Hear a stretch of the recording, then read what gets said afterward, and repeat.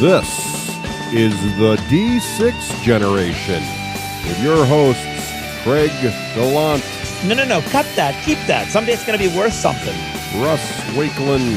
You put me in an ATST with frickin' Wookiees attacking me and whatnot? Now you're talking. And Ronnie Renton in the third chair. Sitting here all sophisticated in my comfy wizard's chair. With contributions from Total Fangirl. Vampires do not sparkle. And our loyal listener. Crazy? That's like 400 hours of gamer nonsense. Welcome to another edition of Rapid Fire, the roundtable discussion of all things gaming, coming at the speed of a specially bred dwarven bulldog hurled across slick terrain at high velocity. What? Today's edition is brought to you by all of our fine friends over at Patreon, the men and women who help us keep the lights on day in, day out, no matter what sort of wackiness is involved. Today, I'd like to thank Phil Smith, Philip Schneider, Rachel, Ray Greenlee, and Ray Slakinski. Thank you, boys and girls, all. I'm Geekly McNerrigan, your host. Today, our panelists are Russ Thickwoods Wakeland and the man behind Mantic, the dude behind Dead Zone, the guy who puts the king in Kings of War, Ronnie Hilly Region Renton. Let's begin. Yeah. Issue number 1. Although miniatures war games can encompass any type of terrain you can imagine, by far the most popular is land warfare of all eras and battlefields, both real and imagined. Most others are considered niche systems for the most part, as gamers love to strive for dominance of good old terra firma. Considering this, it is curious that Rules for the Jane Naval War Game, a Sea Kriegspiel by Fred Jane, were the first published miniature rules in history. Question: in what year was Rules for the Jane Naval War Game first published? Hugh Rodman Ross. 1822. Sir George Rook Ronnie. Oh, 1795. Oh, so close, and yet completely the wrong century. 1898. Oh, I was close. 1898, which makes Ronnie really wrong and Russ wrong enough. Issue number 2. The Walking Dead is a black and white comic that debuted in 2003, published by Image Comics. It focuses on Rick Grimes, a deputy who is shot in the line of duty and awakens from a coma in the zombie apocalypse. He finds his wife and son and meets other survivors, gradually taking on the role of leader among a group of later a community as Rick and his group try to survive. Question: when first published, issue number 1 of The Walking Dead cost $2.95 in October of 2003. How much did The Walking Dead issue number 1 go for on eBay in 2012? Rosita Russ. $417. Roland Ronnie. $7,000. Interestingly enough, you're both wrong, although much more sane than the reality. $10,100 plus $35 shipping. You gotta hate it when they really whack it. Yeah, on shipping. It's a Issue comic. number 3. Mantic Games is, without a doubt, one of the rising stars in the international gaming community. First coming on the scene in 2008, they have expanded their holdings with Kings of War, Masked Fantasy Battles, Dead Zone Sci-Fi Skirmish, Dreadball Sci-Fi Sports, Warpath, both Skirmish and Firefight, and a mass combat version, the Mars Attacks and Walking Dead IPs, as well as a wide range of versatile scenery. It's almost as if back in 2008, someone had been gifted with a prophetic dream. Question: the word mantic originates from the Greek mantikos, or prophecy, which in turn comes from mantis, meaning seer or soothsayer. But the Greek word mantis comes originally from the Greek word menome, which means what? Rhesus Russ. Small fish. Radamanthys Ronnie. Priest. In fact, oddly enough, it is actually a Greek exclamation meaning "I am mad," which makes you both wrong. Well, that's fat fish, doesn't it? That's pretty good, actually. Wrong and right in the same time. Issue number 4. In the early days of wargaming, before the fantastic kits and techniques of today, most gamers were happy with the sad slapdash affairs we were able to put together with a little crafting material and garbage. Back in our day, we didn't have fancy laser-cut wood, resin buildings, or plastic gewgaws to help our imagination. Question: on a scale of 1 through 10, with 1 being theater of the mind and 10 being a free pass to play on the scale models within the Smithsonian, how would you rate a game where you were forced to play on felt strewn with lichen, other colors of felt, and some half-melted packing styrofoam? Renwall Russ. 9 if it was 1991. Revel Ronnie. Ooh, 4. I've never liked felt. It was a 10, gosh darn it! It was better than a 10. You damn kids have no idea what you've got going for you. We played in sandboxes and wood chips. We played in the snow, uphill, both ways. And we liked it. We loved it. Dagnabbit. That's it for now. Thanks for listening and good night.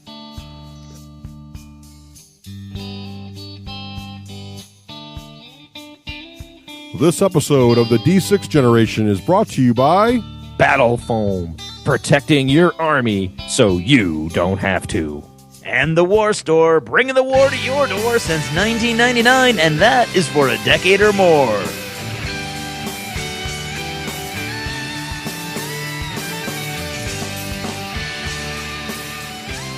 Hello! Hello! Hello. Hey, and welcome to episode 200 and lucky 13, Craig, Oh, the lucky 13. of the D6 Generation. I'm Russ Wakeland. I'm Craig Gallant. And I'm Ronnie Renton. Ronnie Renton! Hey, the man behind Mantic, the Mantic legend, as it were. Ronnie, welcome to the show. of Mantic. The Yes. Mantic Man. Ronnie, we are so excited to have you here. Of course, listeners will know that Ronnie, of course, is the man behind Mantic Games, and the puppet master, if you will. Both of them. I've seen him in person. He's got two. They're That's okay. right. So welcome to the third chair, Ronnie. It's so great to have you here. We want to Finally have you on the show. It's been too long. Thank you for inviting me. It's great. So we're going to talk to Ronnie a little bit about how we got into gaming and how this whole thing called Mantic Games got its start. And then, of course, what Mantic's been up to lately as well. We'll get to all that. And then later, we're going to talk, as you may have gathered from the rapid fire bit that Craig, or I should say, I had nothing to do Deakley with it. McNerdigan did around. I was out of the room. Right. Around terrain. What is the history of terrain? Why do we gamers, what do we have to work with back in our day? Right, Ronnie? Back in our day. The ancient days, the before time, That's right. really. The before And today, and just how lucky you young whippersnappers are to have all these great terrain opportunities. options. Yes, it is crazy. But before we get to all that, Craig, we were at the Dunkin' Donuts at the edge of the universe, the one where That's all right. the connectivity. I don't know if everybody knows this, but when you enter a Dunkin' Donuts, you actually are transported instantly to the same Dunkin' Donuts everywhere. You're actually in the same building. You just don't know it. Only for a moment. Only for a moment. Only for an instant.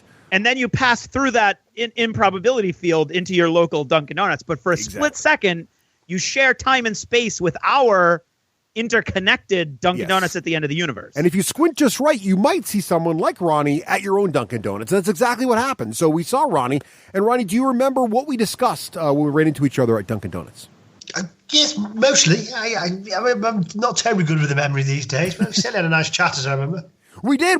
We talked about what it was like for you guys at Mantic to work with IP other than your own, right? So what it was like to work with things like Mars Attack and The Walking Dead, and what was cool about it, and what was a little challenging about it too, right? Yep, absolutely. Great fun. That was a lot of fun. Now, Craig, if someone wants to get the Lost Chapters and hear all about Ronnie and Mantic's exciting times with The Walking Dead IP, what should they do, Craig? What should they do? I would recommend there's really two routes. You can go to the d6generation.com, find the button on the right-hand side, click it, and it'll take you right to our Patreon page. We'll explain what this whole Patreon thing is all about. Or you can go to patreon.com and search for the D6 Generation, which will also bring you to our little page. And basically, it's a way for you guys to be part of the show, to help support the show, to kick a little tip into the tip jar, to make this thing keep going, and all the hosting and the travel and everything else that we do, that we can bring all this stuff back to you and get noticed so people will come and talk to us, which is really what makes it all worthwhile. Exactly. And now, what's it time for, Craig? It's time now for Achievements in Gaming. It is indeed. And of course, Achievements is brought to us by all of our fine friends over at Patreon. And this is a part of the show where we talk about what we've been playing lately. Occasionally, you will hear this noise. And when you do, that's not something to panic about. It's not a problem in your audio device. It is, in fact, the achievement noise, recognizing that someone has done something worthy of note. So as guests, Ronnie, we should go first. What have you been playing lately? Lately, I've been playing The Walking Dead with my 9-year-old boy, who's smashing me every time we play. Nice. Yeah. Now, Ronnie, let me ask you this. So when did you start miniature gaming first with your son? How old was he? Well, I think it was one of those. I've got two boys. The oldest one was a bit interested, but not hugely, and so it was always a bit of a calamity every time we tried to play, because he just wasn't really bothered about doing it. And then my second is just a fiend for it. Nice. He's just he has all of the same bad habits that I've had Yes. lining up soldiers and playing with them since he was year dot. Now, does he enjoy? So as soon as we're going to introduce him, probably Dungeon Saga was the first chance. Oh, nice, very good. We played a little bit, and then we played a few board games and card games, just because they weren't quite able to get the tactics. And then the youngest one now is fully committed to everything. Great. Now, does he paint his own stuff? Is he a painter now too, as well as a gamer? No, not yet.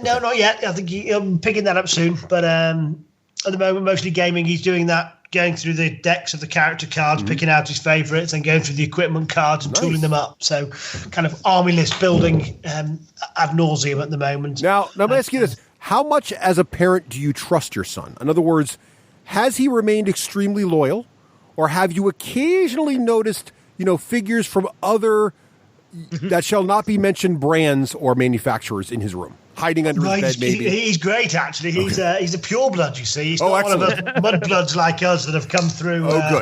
Come through the School of Workshop and then discovered Mantic. No, he's grown. So what he doesn't know about Blaine isn't worth knowing about it. I mean, he just spends hours and hours talking about all manner of crazies from the Warpath and this Blaine character that we always put through our Kickstarters. And there's an interdimensional traveller. He's worked out he's got a spaceship and he's doing this and he's the toughest and he would beat him. Who would win in a fight between Wraith and Blaine? And etc. And I just hear hours and hours of that. Which is fake plan. Fun. And then I swore I wasn't going to start a Warpath army, and then I read our book and I started a Warpath army. So I've been painting. So it worked on me. So I brought a few of the kits home to try them, because obviously just whenever we get a kit, I just build it so I can see if it's good or bad or what I've done right or wrong. But then, Sunday mornings became, well, I'll just glue a few more of those together and I'll just stick them on the bases. And just one more model. Just one more, and I'll stop. Got to ask, Ronnie, what force are you building? Well, I think if anyone knows me, then they'll know that I look at vermin, I'd look at enforcers, I'd think about it, and then I'll build Forge Fathers, because I'm a dwarf man. There you go, going way back. All the way. Yes, my brother's own heart. Those are the first Mantic minis that ever really caught my eye, and it's mainly because of Rafe, our old third chair friend, who I think fell in love with the bulldog with the handle on his back. Yeah, the Throne Mastiff. He's brilliant. Yes. Yeah. And when we put it on there, because we were always going to have a pet on each of the sprues as a little joke and a dead figure and things like that. And then when Lesio came to write the rules, I said, I want that in the rules. He's like, don't be stupid. I said, no. Got a handle on it. And, the saying, they can't even handle the dog. Which is where they just throw the dog in that unit and the dog's going to kill him. I don't even need to bring my hammer out. Very nice. Very nice. Very cool. What about you, Craig? What have you been playing lately, sir? What have I been playing? Well, it's actually been a while since we've done one of these. Over vacation, while you were gallivanting, or were you cavorting? I'm confused. Probably a bit of both, honestly. A little bit of both with the mouse down south. Let's see. I played Conflict 47 with Joe. He loved it. So that was awesome. Nice. I played that same mission that we ran at the convention at Captain Con in Rhode Island, where the airplane comes crashing down in turn 4. And sadly, it crashed right on top of my army, and I rolled very poorly, and it actually killed more than half of my army. Yikes. So there went that game, but it was fun, and he loved it, so that was good. Then played Blood and Plunder with Reese. Yep. Really enjoyed that. Once again, he wanted to play with the ships once he saw all those ships and everything ready to go. So that was awesome. And then Shadow War Armageddon launched over vacation, and big Necromunda fan from way back. So I played a bunch of that. I played my very first game, my Arbites, when Russ and I first started playing these games on Tuesday nights, which was like 22 years ago. It's a long time. And we're still playing on Tuesday nights, although we're playing a lot of different games now. We did a campaign. A Necromunda campaign was how this whole crazy thing began. And the big mega battle that we did at the end of the campaign had these Arbites, 2 squads of Arbites that came in at the end. So I went and I mail ordered them. I bought them. I painted them up. I don't know what happened to the second squad. I haven't seen them in years. But I stumbled across a big giant box of GW minis, because all my GW stuff has been up in the attic for years now. And I took them out, and you could use them in Shadow War. So I used them as IG veterans with Carapace armor. Had a lot of fun against Space Marine Scouts till I bottled. And then I played Chaos Space Marines against Scouts, and that was great till I bottled. And then I played my Chaos guys versus Tau, which worked much better, and I didn't bottle. They did. And then last night I played again. So I've had 4 games in the last couple of weeks. I played my Chaos guys against Harlequins, and that was great until they voluntarily bottled because almost all my guys were dead. So I'm not doing so well, but I'm having fun. It's, it's random wackiness. It's not really anything you're going to play a tournament for. But if you're in it for the story and you don't mind some soft spots in the rules still, because there are some nice changes. You can pre-measure a couple things that were made more modern than the old Necromunda, but it's still, for the most part, Necromunda. So if you didn't like it then, you're not going to like it now. Chances are, Russ can talk a little more about that. Sure. But I'm enjoying it, and I'm loving the terrain and stuff. So it's neat. It's neat. I feel like I'm kind of like hearkening back a little bit. And then Russ and I played the intro scenario to The Walking Dead last night. Oh, that was so fun. I have played it a bunch. I loved it. I was in the Kickstarter all the way from the very beginning.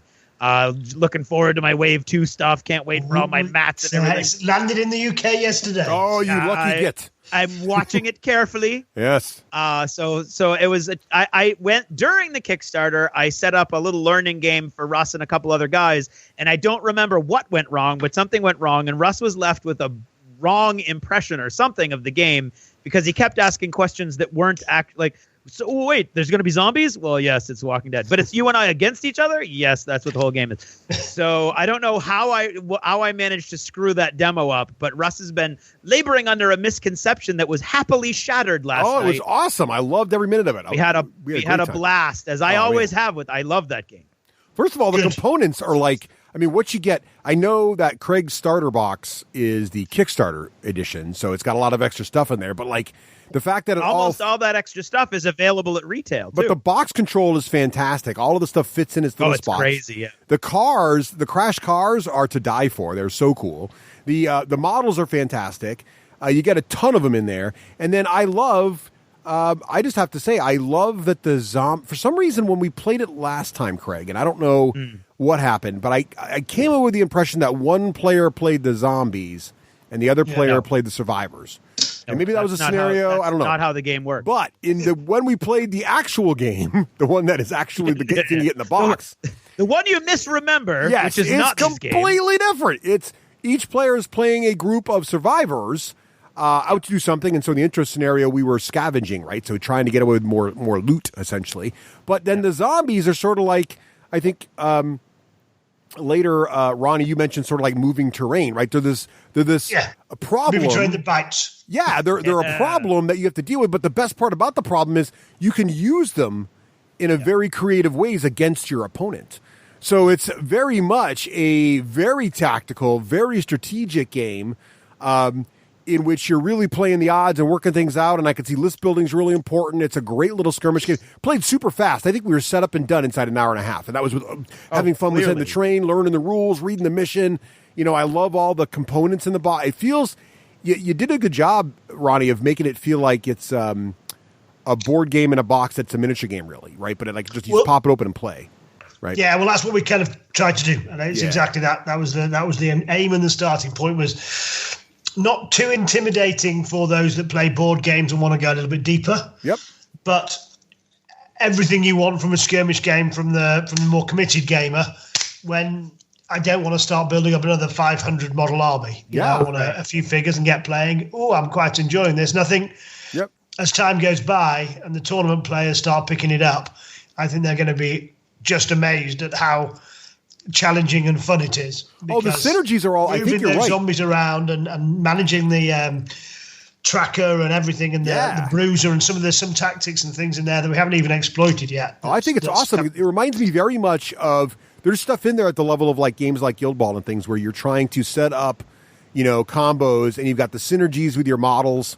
And, I was immediately looking at like how I was playing Rick and Carl, and they are very synergistic. And I was really sort of pulling my hair out. Do I send Carl out on his own, but then I don't get the bonuses when he's near Rick? And I took advantage of it. Then later I distracted with Rick and sent Carl out, and just really cool stuff. The players all feel right. I mean, just really a lot going on there in the game. That's a blast. But then I think later you can build you guys any way you want and kind of take it to wherever you want to go. I thought it was really lots to like about this game. Yeah. So it's really cool. A lot of fun. I think one of the really hidden gems of the game is the way it's designed. You can basically design your own survivors, and it doesn't have to be The Walking Dead either. It's just a great zombie skirmish game also. So I think it works on so many different levels. It's great. Although Carl always has the lucky hat, which is really, quite important. Actually. It always saves him. He does. Saves him in the end every time. It's great stuff. Yeah. I think you have to send him on his own, because then you can yell Carl more often. Exactly, right. So that's me, Russ. What about you? Well, I talked about Walking Dead already. Had a blast with that. Lots of cool, innovative mechanics in there too, especially how the zombies work. Really clever. Then Tuesday was a lot of fun. I've been working a lot, so I've been playing a game, and then I also had a vacation down in sunny Florida. So, but I did get out, and it was a nice evening of miniature gaming at our friendly local gaming store there, and got to play Walking Dead, but then also got to watch a couple games. I got to watch Shadow War Armageddon, and I was sort of like with Shadow War. Craig mentioned it before. I was disappointed, not no hate, but I was disappointed it didn't have more changes in it to be more of a preview of the new 40K than a harkening back to Necromunda. It's just a little too random for my taste, but if you like, I don't like Talisman either, but a lot of people do, so I think it's that kind of thing. Very random in setup, very random which guys you got to actually play with, regardless how you built your list. Very random in deployment, very random in if you actually hurt somebody. But it does tell a cool story. We should mention that the one mission Russ saw had random stuff that most missions don't have. Yes. Yes. But it's been my experience in Necromunda. But Russ is nothing if not taking one experience, extrapolating an entire world around it, and then deciding he doesn't want to watch the show anymore. Yes. So feel free to, try it out and tell me you think it's not random, but I think No, there are definitely random parts. I'm hearkening back to all those shows that you've killed in your mind after watching one episode. Yes. For example, the kids and I watched the new Bill Nye show. Just don't bother. Also, one episode's enough for that show. Just saying. Just throwing it out there. All right. So moving on. However, I will say one game I did enjoy watching a lot was a friend of the show, Tim Colonna, has a new miniature agnostic game for 15mm sci-fi called Trilaterum. Thank you. Trilaterum. I can't pronounce it. It's very tricky. No, it's okay. He's got some cool miniatures from manufacturing the show if you check out the website. But really cool mechanics, very simple, very elegant, easy to follow. Has a lot of bits from games like Bolt Action and Conflict 47 that I like. But it's 15mm sci-fi, right? Which is nice. Yeah. So I really liked it a lot. I would definitely check this out if you're interested. If you are a miniature agnostic guy or gal and you thought you'd like to see something in 15mm, definitely worth a look. And I think the rule book is like $13. The rule book is on sale right now. Too. Yeah, it's even cheaper. So I think it's very low cost adventure to try it out. Drive-through RPG or something. There you go. One of those. Have a look at that. So that is games played lately. What about modeling? Ronnie, you mentioned you're building a new army. What have you been painting lately? Just the Forged Fathers or anything else you're painting lately? Yeah, well, I did when I got The Walking Dead. I did something I never thought I'd do. I did a kind of cheat. I inked them. Mm-hmm. So I sprayed them up white, and then did them black and white. So I just kind of inked black and inked white and put a few hints of colour on the survivors, based them up. And then zombies, the walkers, I literally 3 and 4 colour inked them, just put some greens, some blues, and it all mashed up. And actually, are they the best paint jobs ever? No. But do I have a fully painted, 100 figures, that complete Kickstarter set ready to go? Yes. So I'm resisting the urge to go back and now paint them all perfectly, So I did that, and then it was something that first happened with Kings of War. When we first launched the Dwarfs back in 2010, I did what we all do, is I got a sprue and I started clipping them out and sticking them on individual 20mm bases to later put them on movement trays to later.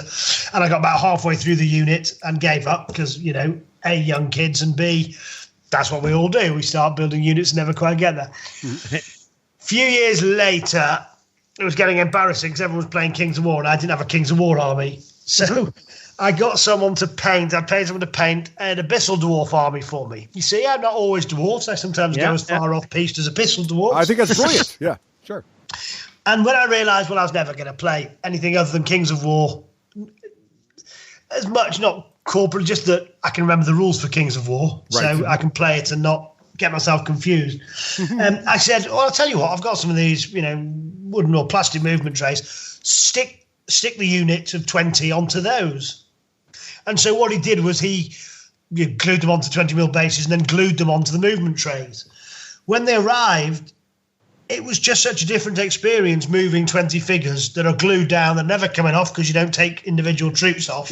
It made it so easy just to move your units around and set up and take down.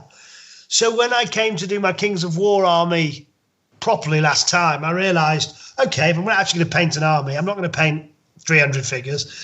So I made a big deal out of the bases, kind of put rocks on them, then stuck the figures on top of the rocks, little dead figures in there, little trees, little vignettes, obviously a few throwing mastiffs on dogs on the top of the rock. So did the bases, glued the figures on, finished the base, sprayed it, and then painted it. Uh-huh. And I actually got 100 figures done. Hey! Wow. I've done before. Nice. And so I'm doing the same with my Warpath army because I'm playing the big version, the big best epic scale version. So like 200 or 300 figure type idea. So I've started doing those. So I'm assembling the minis, gluing them onto the base. We've got these regiment base sizes, basing them up, then spraying them. And that's as far as I've got. But I've got about 35 to that stage, and I've got a tank ready to go. So that'll make things much easier. Nice. Very nice.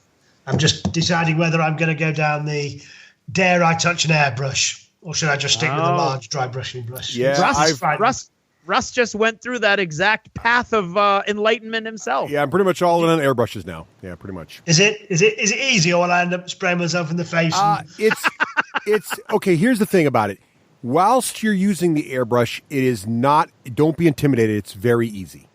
It's no harder than doing any other kind of painting. The downside to airbrushing is the setup and tear down. So cleaning the airbrush is not complicated. It just takes time.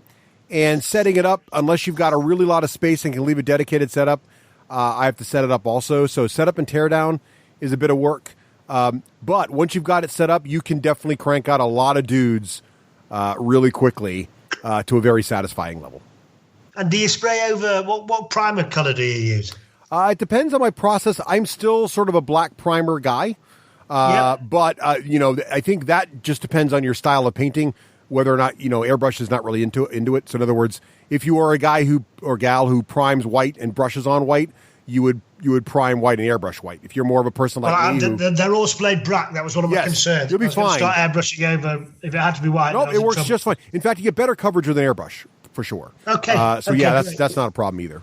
I would. In fact, one of the downsides to an airbrush is it's not a dry brush, right? So you will fill in all the gaps. So if you like to have a little layer of black underneath the fur or whatever, you're better off dry brushing, not airbrush. I mean, you can do it, but it just takes more fine airbrush control than I have. Okay. Yep.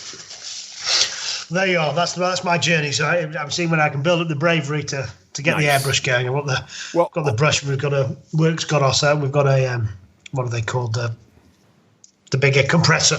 Yeah. So we've got one in the office. So you're ready. Deciding whether I'm brave enough to have a go at it all. Well, I'll segue off you, Ronnie. Tanks, it's a sensible time to try. Yeah. Well, I'm in the middle of. I actually have another airbrush project I'm doing. So one thing I've really liked about airbrushing is airbrushing animals, because you can get.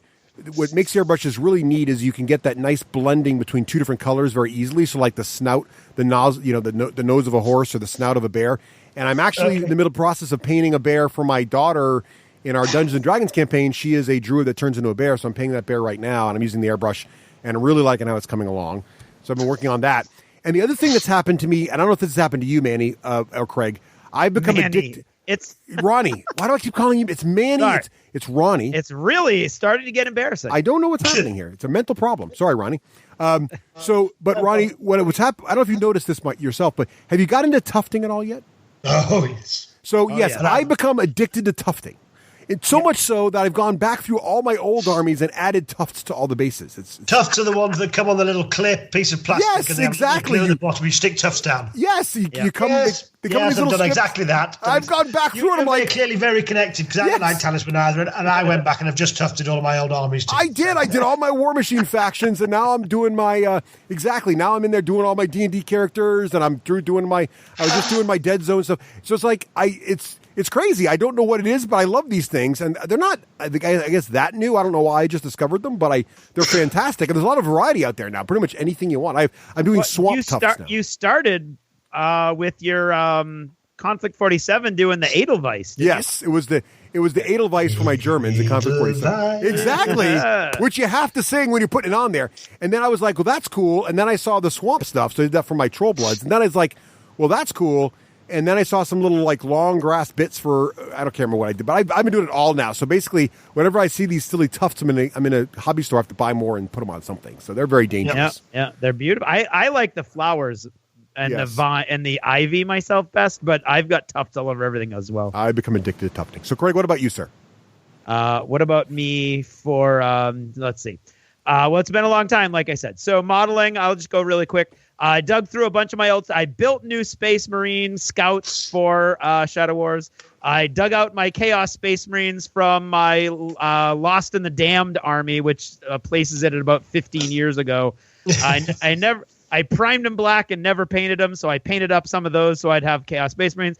I bought on eBay the Tanith First and Only IG army, so I have a bunch of those that weren't even based, so I based and primed and did a couple base coats on them. So I've got these 3 really cool fluffy kill teams for Shadow War. And then, I didn't look it up. That's the problem. I got these awesome stamps, and Russ was with me. Got them at Adepticon, and there was a Kickstarter. I'm not going to remember the name of the company. Yeah, you put a little bead of green stuff on your base, and you spread it out, and then you put the stamp on it, and it gives you a 3-dimensional texture. I got 3 different ones. I got little hexes for generic space cool stuff. I got, I think it's cargo bay floor, which is a bunch of different metal plates and gratings. And then I got something called cargo net, which gives kind of a really cool textured sort of industrial. And so I've done a bunch of different, like all of my bases for the Shadow War stuff all are made out of that stuff, and it's I love it, and it's super cheap. I've made like over 20 bases so far, and each one of the stamps only costs $4.50, and the green stuff, you just have a billion little tubes of it laying around if you're anything like me. So I'm loving it. I wish I remembered.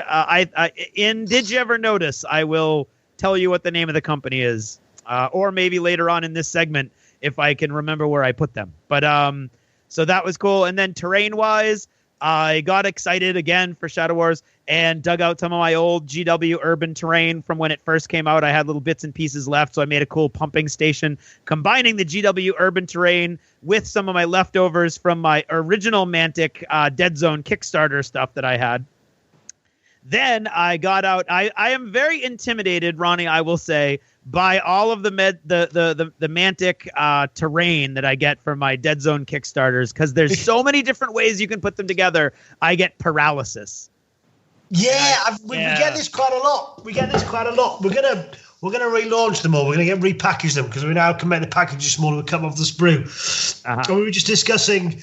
I think there's the skills to put them together, but everyone works it out quite quickly. But I think people do want our idea was just kind of like, here's a Lego kit. You go, yeah, that's great, but I have no idea now how to make Hogwarts. Right? Yeah. Could you please give me some instructions? So we're definitely going to do some how to build.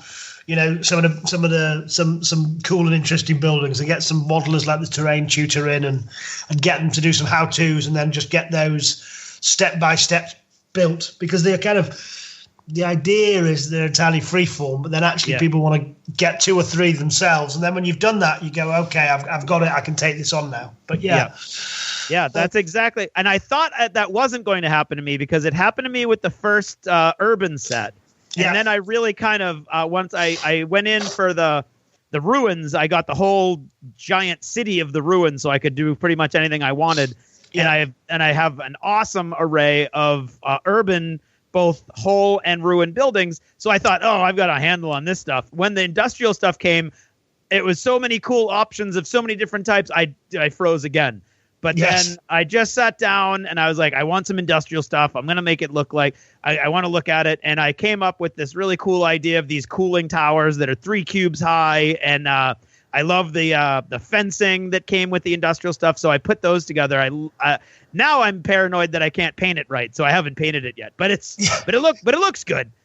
And super. And the scenery is beautiful. I think there is everything you want to build with there. The urban gives you a full city look. Ruin it just spreads it out perfect for the skirmish game to military, and then that urban, the new warehouse stuff, the industrial stuff is just taking it on a level. It's given it that almost third dimension, I think, where there's just more textures and it's very, very popular, and lots of people pick it up. But I think the one criticism we do here is just tell me how to build it, will you?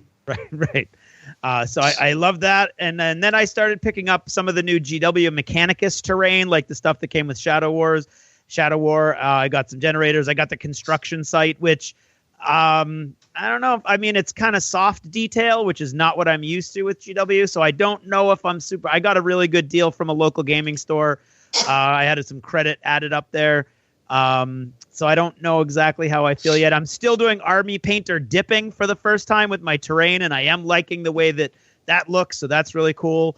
And then I've got some new MDF terrain that I got from a new place called Multiverse Gaming Terrain. And if you saw anybody who saw the Twitter that Russ put out of our Dead Zone, of our Walking Dead game. Yes, I have a little Mexican street food restaurant and a newsstand that are about halfway finished. I haven't put any of my printables on there yet, which is really going to bring all this stuff to life, but I'm loving that stuff as well. Any MDF stuff where they hide all the tabs, like there's a lot of MDF companies that haven't really clued in yet that you have to hide the tabs. And these guys, the Multiverse Gaming, is out of Poland. They're awesome. I think we're going to bring them on the show because they get a lot of their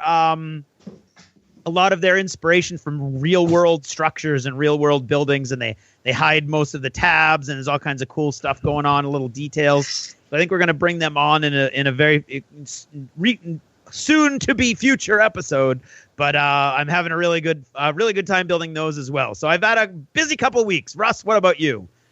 Well, let's see. I think I already went. So let's move on to You tufted and you did druid. Oh, right, you're right. You're absolutely right. Sorry. Right. No, you had so much it just circled back on itself, which is fine. Exactly. What's the name of your people that did the things? Basius. Yes, it was. Very good. Well, yes, Basius. Well Googled, sir. It might be them. They did a Mantic set in theirs. So did they? Awesome. Yeah, that was one of the things. Excellent.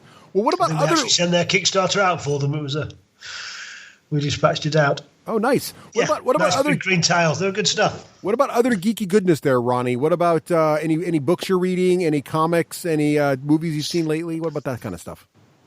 Well, one of the cool things about having a license with Image is that I've got access to the Image back catalogue. Ooh.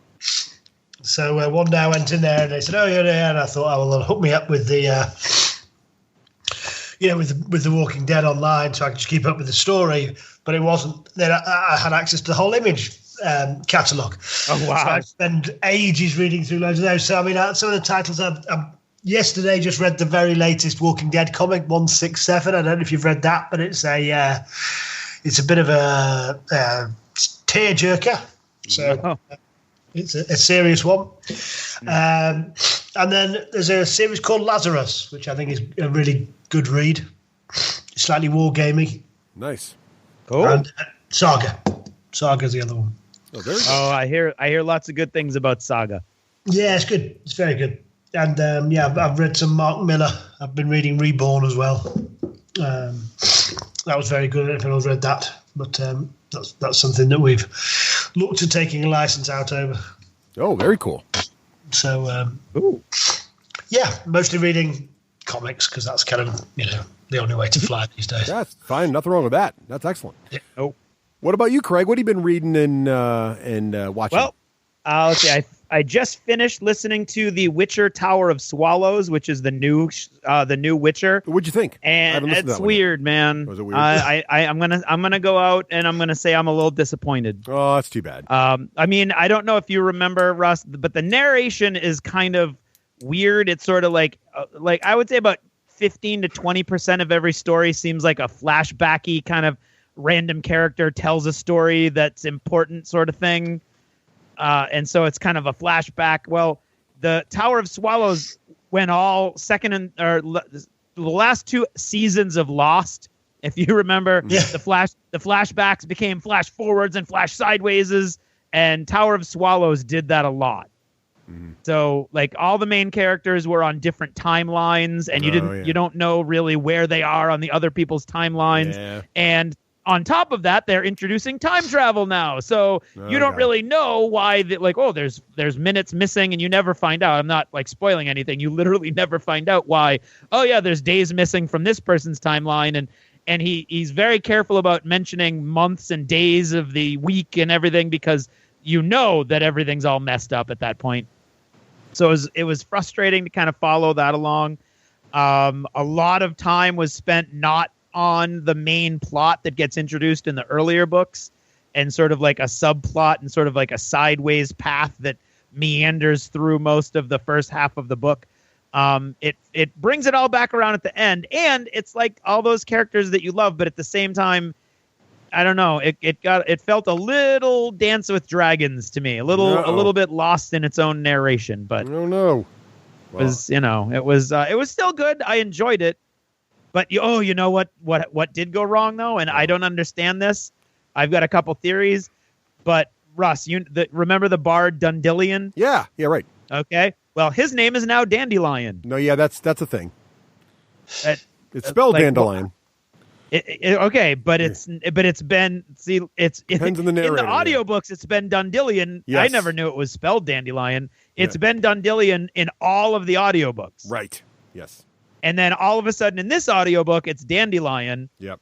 And it's being said in the same tones of voice and the same, character voices. And I'm just like, it's not that.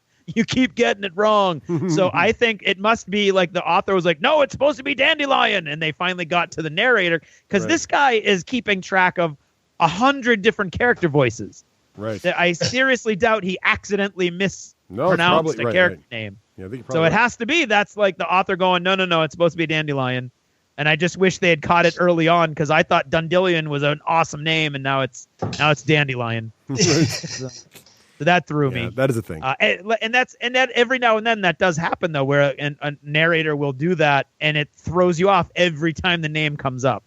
Yeah. So that was weird. I finally started Dark Tower Gunslinger. Everybody keeps telling me I need to listen to it, especially with the movie coming out. Yes. I hope it gets faster because I'm on like chapter 6 and I'm going, oh yeah, I remember that I didn't want to finish this book even though it's super short. It's awesome. Come on, hang in there. You'll get there. That's what I hear. Well, I'll tell you, the reason I didn't go audiobook on this one is because I looked at the first one. It was 8 hours and I'm like, I don't want to waste 8 credits on 64 hours of stuff when that should actually be like hundreds of hours.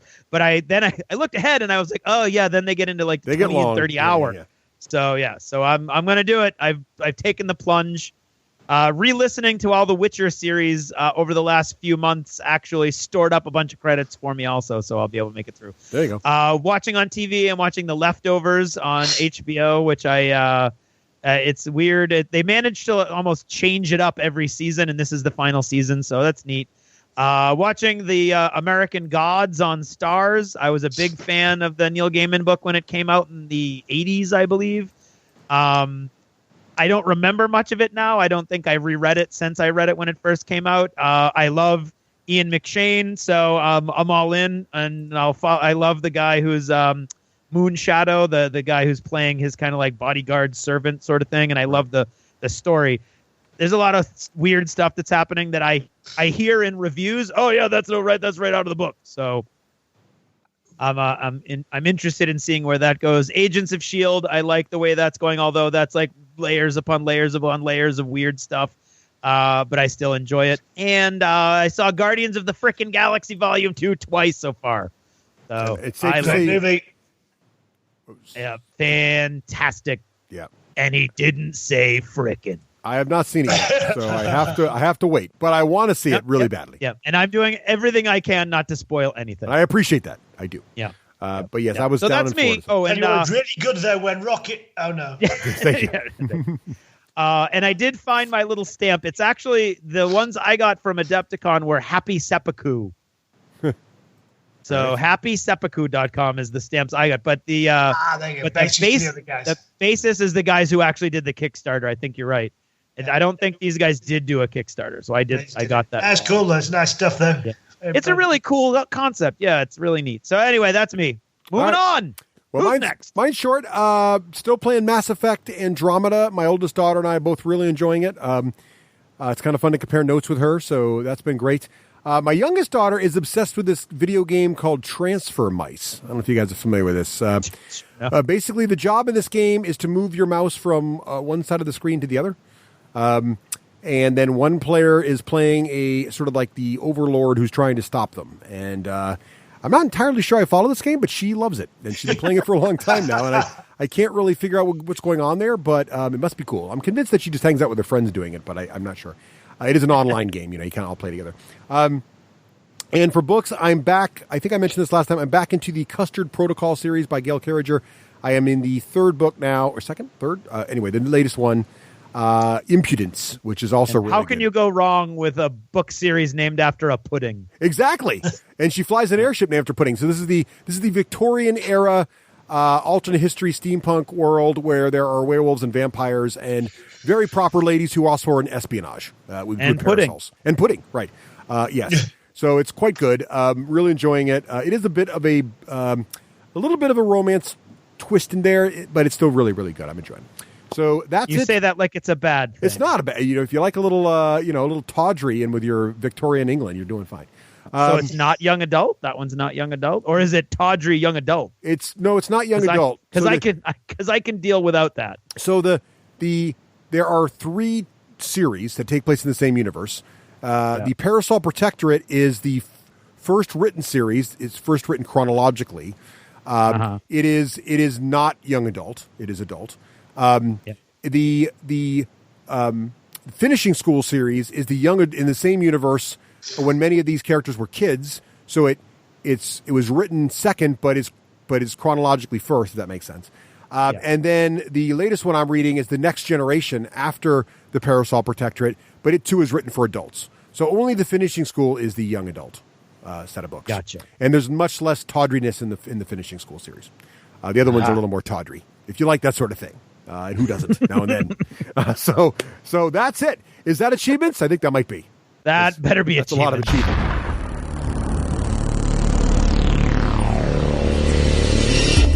In a world where board gaming was king, in a time when Kickstarter ruled the web, when every day brought more and more games, now, more than ever, 2 men and a revolving third chair and a girl, a total fangirl, brought a shining light into the darkness so that all mankind would know what to buy. They are the D6 generation.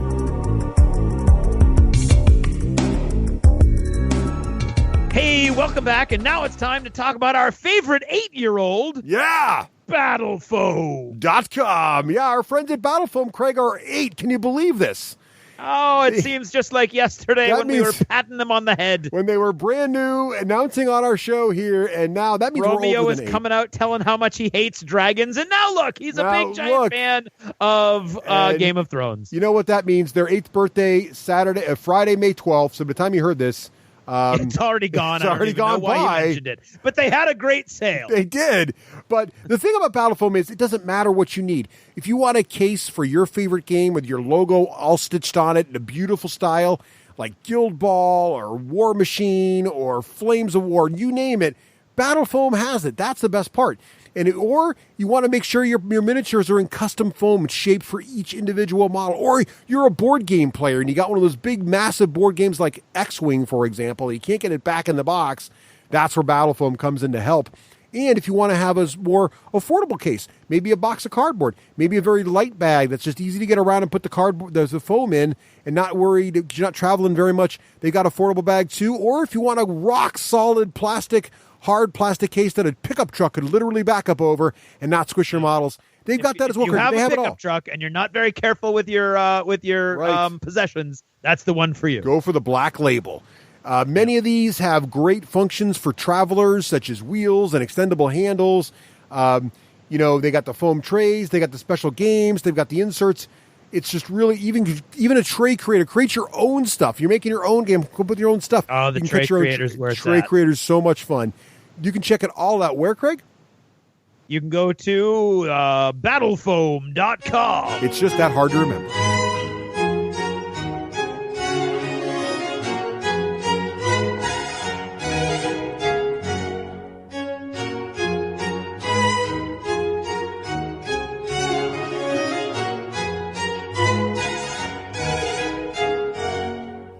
And now, in an attempt to bring a small amount of dignity and decorum to this otherwise base form of entertainment, and I use the term loosely, I am proud to present... Oh, get on with it. It's time for App of the Ep. Seriously, Wakeland, I used to have my own segment, and now I'm relegating to announcing this pap... Hey, you're lucky we still use you.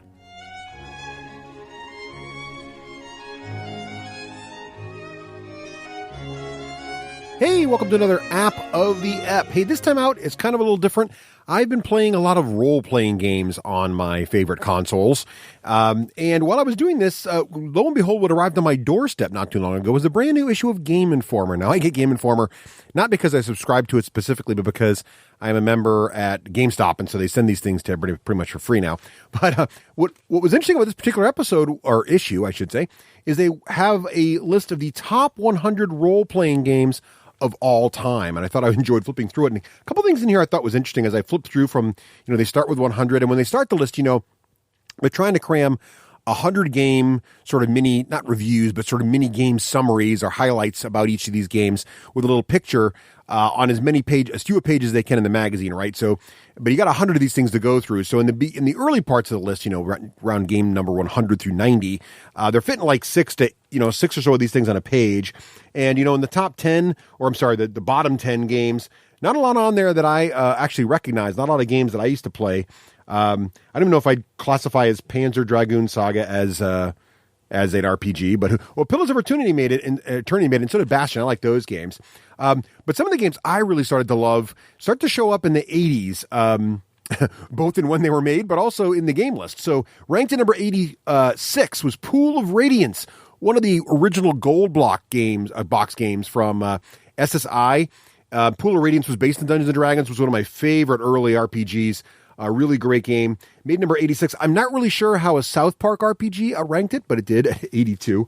So that's pretty interesting. Some other games I thought were kind of interesting on the list here that I was glad to see that made it on there. For example, Jade Empire came in at 71. Jade Empire was an awesome, Asian style sort of RPG by BioWare, the guys who did, BioWare's done a bunch of RPGs now, but at that time they were most famous for Knights of the Old Republic, the RPG. Jade Empire was fantastic. I was glad to see that made the list. As I flipped through more, XCOM made the list, which is nice to see. Enemy Unknown. The original Mass Effect came in at 65, but you'll happen to know, if you're a Mass Effect fan, and I am, all three Mass Effects made the list. Baldur's Gate made the list, should be on there. Not a surprise. Another classic for you old school RPG fans out there. The Bard's Tale, the old school Bard's Tale from 1985. I remember playing this game in high school, and it came out and made the list at 58. So I was glad to see that.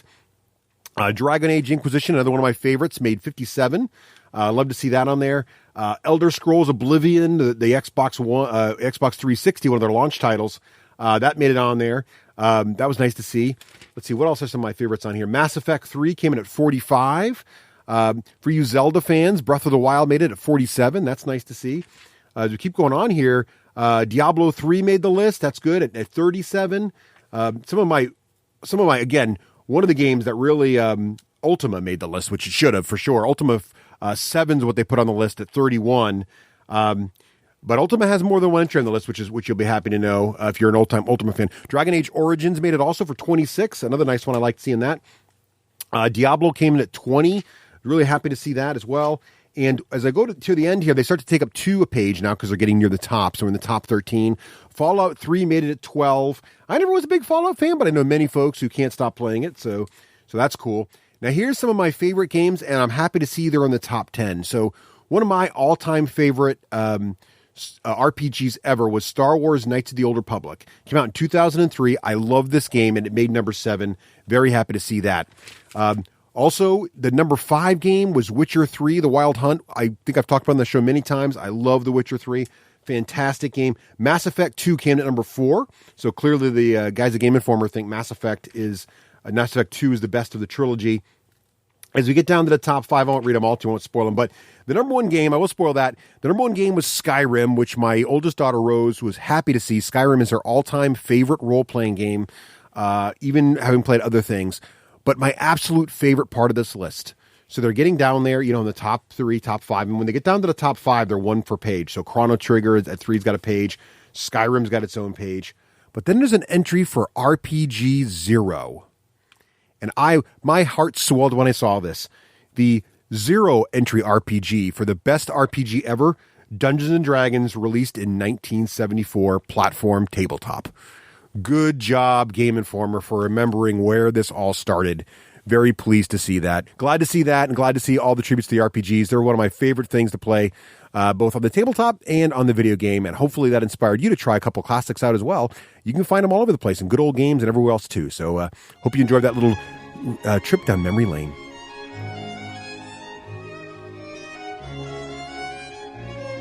Thank you for listening to another scintillating edition of App of the App, a segment in which, hey, less of that, more just getting on with the show. Seriously, Wakeland, you are like school in summer. No class.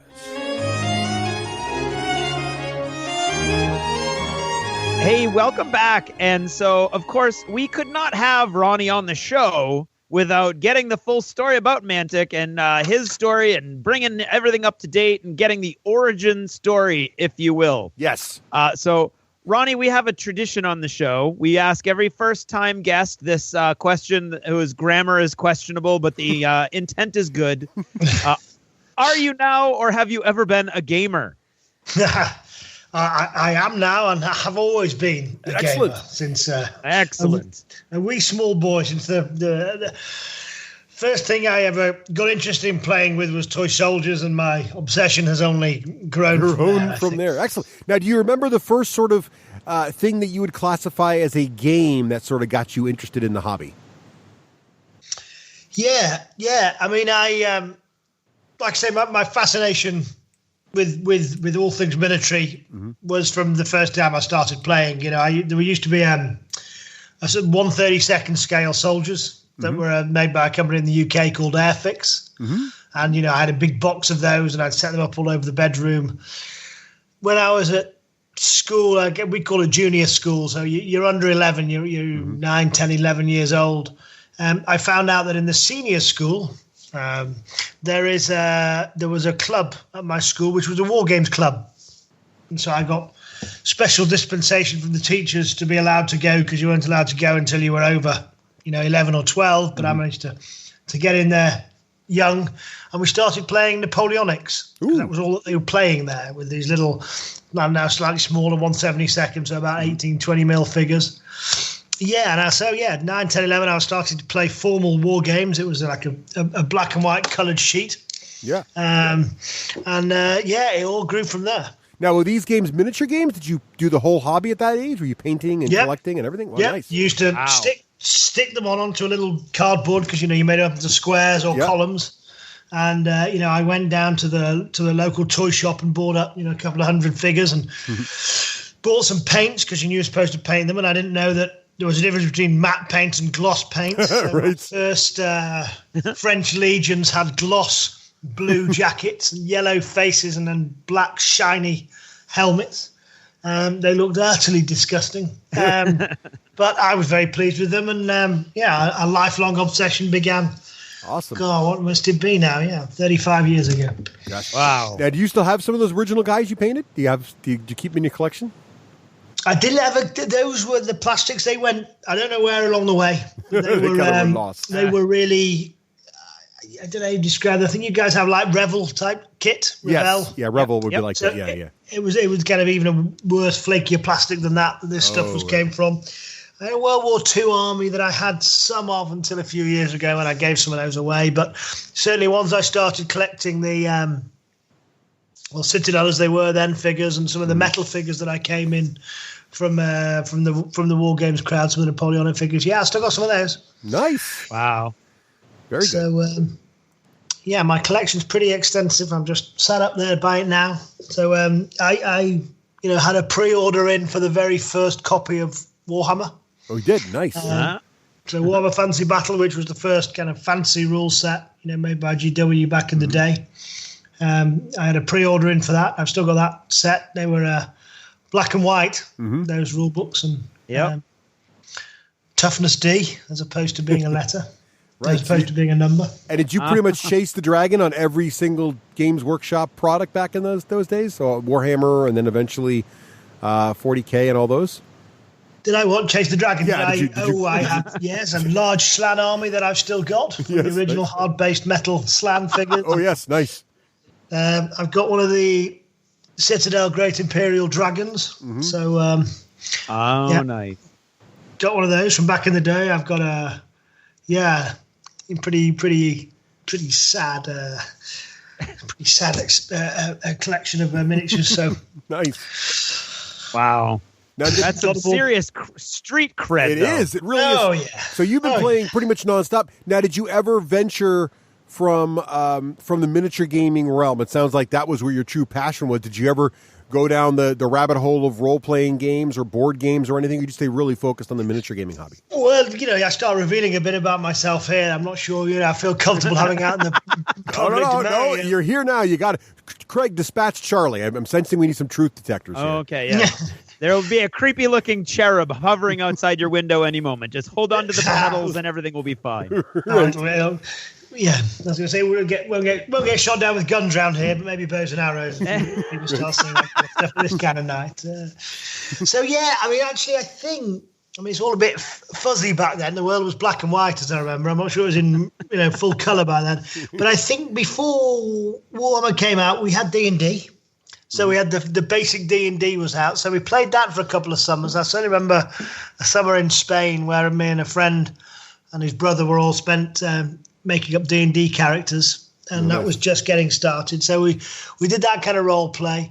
And then ongoing dabble with role play. I remember having a great Cthulhu session with one of my cousins who played the DM. And I obviously played a hard-bitten as a gumshoe, private investigator, and he played through. And we had a great campaign. I remember that one very vividly. And then played with the role playing. Did a little bit of live role play back in the day before anyone thought it was kind so I dressed up in a dressing gown with a rubber sword and ran around the fields of the UK. I kind of fell pretty hard when it came down the hobby route. I went through, and then later years. Comics were not a common thing in the UK, proper American comics. About 14, I was on holiday and I picked up a Teen Titans comic, which was back in the, Marv Wolfman, George Perez days. And I was blown away. I'd had a few Batman comics before that. They were hard to come by in the UK when I was a kid. But, occasionally I'd come across them and I thought they were fascinating and I'd bought a few. And then when I came across this one, it was the annual with the Judas contract with the Terra in it. And that set me off on another obsession. So I've got a full collection of every Teen Titans comic ever made. Wow. From the George Perez, Marv Wolfman era onwards. So, I've got my geek cred. You do. That's well established, sir. I stand in the shadow of a giant, I feel like. Into the comic book realm as well, right. Which is touches on what you've been up to lately, in fact. Yes, absolutely. It's I think I don't know, but back when I was at school, it was worthy of a good fight in the playground. Was having kind of toy soldiers in your locker, or being a geek. It's kind of mildly socially frowned on at best. Certainly a secret, well kept hidden if you wanted to get to invites to any parties at the weekend. Right. So. There was only a select group of us that would know about our nocturnal activities. Yeah, sadly, it's still a little bit like that. I mean, it's a little more popular, but I think that that's the case, unfortunately, still. I think it's definitely better than it was. I think it's it's definitely getting better. You see some of the cool kids now playing the game. So happening more and more so. We get letters every day just saying how parents enjoy playing with their kids and partners, and I think it's just opening out. I think it's having a renaissance, or certainly it's awesome. But it is funny because I tell my kids, like my daughters, play miniature games and we play role-playing games together, and I play with my niece and nephew. But I'll ask them, like, hey, so you go to school and how many of your kids play? We don't talk about it at school, Dad. Yeah, it's still, there's still a thing going on, there. Yeah, no, I definitely don't think he's there. Yeah, I think he's getting there, but it's still not. Right, it's not quite as... right. So someday. Exactly. Someday it'll all be different. Correct. And the geeks shall inherit the earth. Exactly. I think that's written in the Bible somewhere. Yeah, definitely. We're having that one. So how did you go from passionate gamer? When did you decide, okay, I'm going to this is my life's work? When did that sort of start happening? Well, when I was about 12, 13, 14, it was really hard to get your hands on the Games Workshop stuff, the Warhammer stuff, or any of the kind of miniatures that were out there. And so my dad was a businessman. He had his own business back in the day, and I came up with this genius idea that what I was going to do was I'd got to know the guys at GW's. I'd been doing my mail order, and when we say mail order in those days, we used to phone in. I used to phone in my order and say, I'll have this halfling and this fighter and this dwarf, please. Right. And I had this genius idea that really what I should do is open a store, in the playground, selling my toy soldiers, these toy soldiers to everyone. A dealer, as it were, a dealer in metal. Yeah, absolutely. Exactly. And it was more that I just knew what people wanted, and I was fed up of being able to get it. The closest store for us was 20 miles away, and you could get in down there, once every 3 months if you were lucky. And so I phoned them up and I said, okay, I want to, have a trade account. And they said, well, you've got to spend £300, which back in those days was probably $600. And this is back in the early 80s. Right. And I said, well, I have spent $600, They said, no, in one go.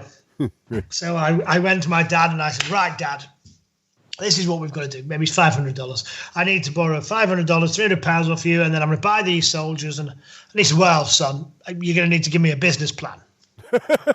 I like your dad already. I think he's brilliant. Yeah, exactly. And I think he genuinely thought it was going to be a lesson in life for me that it's not that easy to buy and sell, and I had to think about it. And so I went, well, I will borrow the money from you. I will sell the miniatures. I will give you your money back. That was the plan. I love it.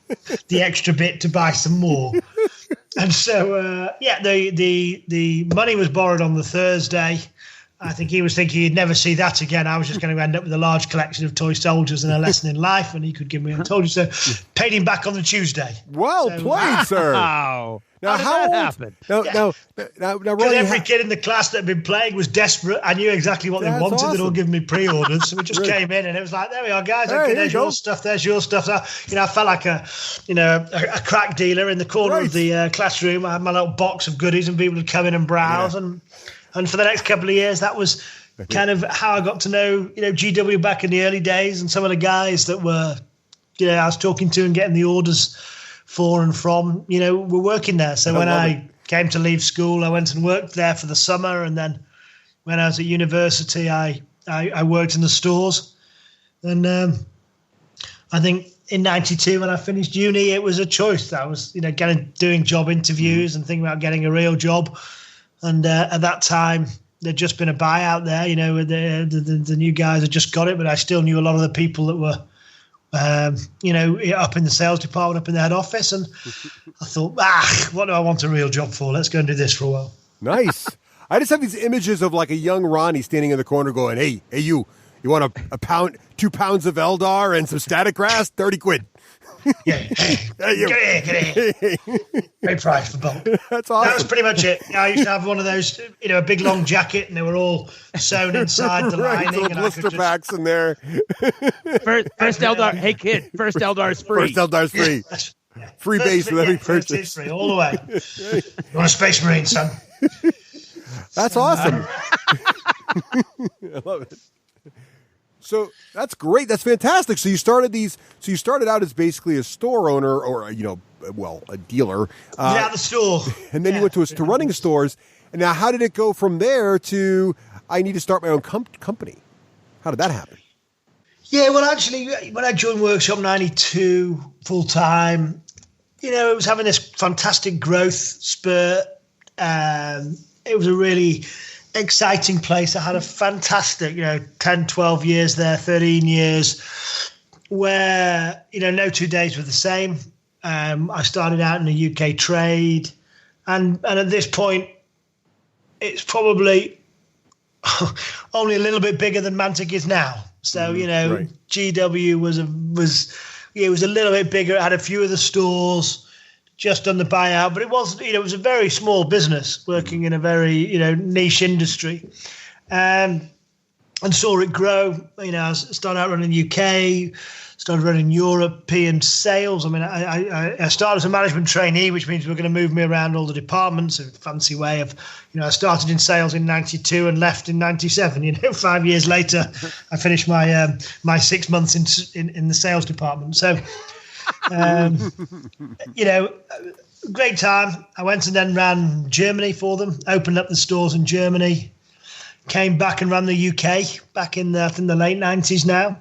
And this was, 700 staff, 100 stores. Mm-hmm. And it was one of those things that until we kind of came along, everyone had always thought that it was either retail or, independent stores. But having lived on the edge of Manchester, Manchester's covered, it's like saying, we've got a store in Chicago, so, why do we need any more? Right. What else is there?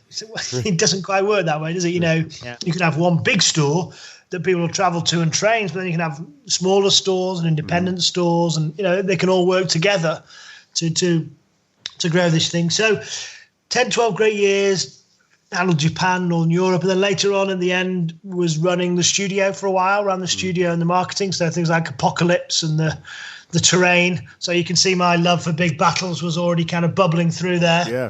And my, the kind of terrain angle that I have. But it was also starting to change by this point. The company was very store-centric. There was guys coming in from, the real business that were kind of putting systems and processes in place.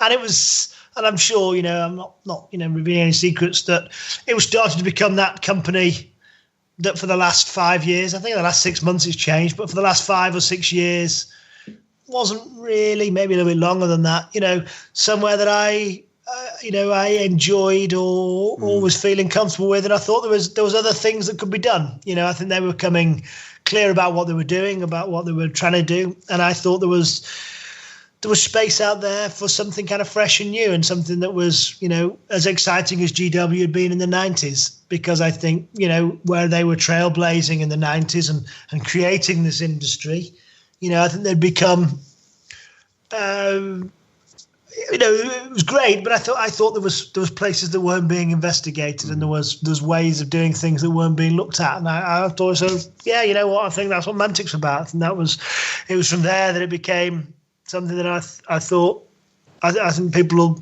will engage with things like The Walking Dead. There will be licenses out there that gamers are going to want to play. Right.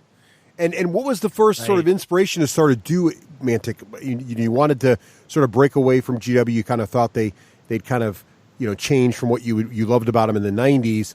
So what did you feel with the essence of Mantic? Like, what, in your mind, what do you like? Mantic's going to be this because this is no longer being done by a company today. Yeah, well, I mean, I think firstly and foremost, it was to make it very friendly and fun, a really kind of open place that people wanted to interact with. I thought GW was cool that they were corporate, it was this kind of all-consuming, big eagle. But I think I wanted Mantic to feel far more like you could reach and touch the organisation. I think you could interact with the people that were in it. Right. And, inform the way it was being shaped, all the way through from the very first Kings of War pamphlet that, Alessio wrote back in the first couple of years. Yeah. We put it out as a free downloadable beta, and we were asking people, on Beasts of War to give us their feedback and tell us what they think. And we've always been hugely supported by the community, even before Kickstarter was even thought about. We were engaged with the community, and Mantic was part of that. And I think it was a really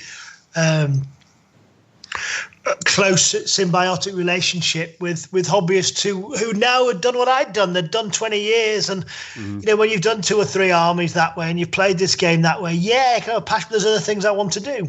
And I think there was space that wasn't being covered, those kind of more light games that, referred to as specialist games that just weren't being catered to.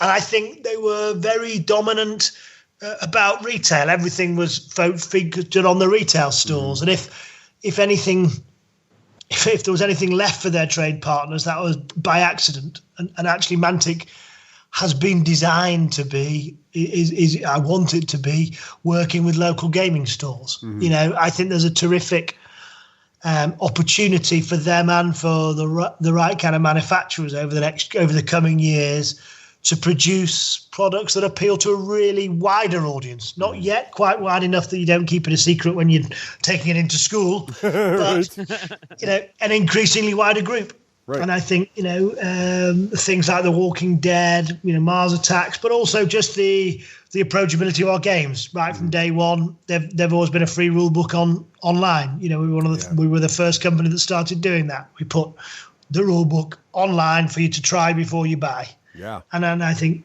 from there you can see exactly what Mantic was trying to be.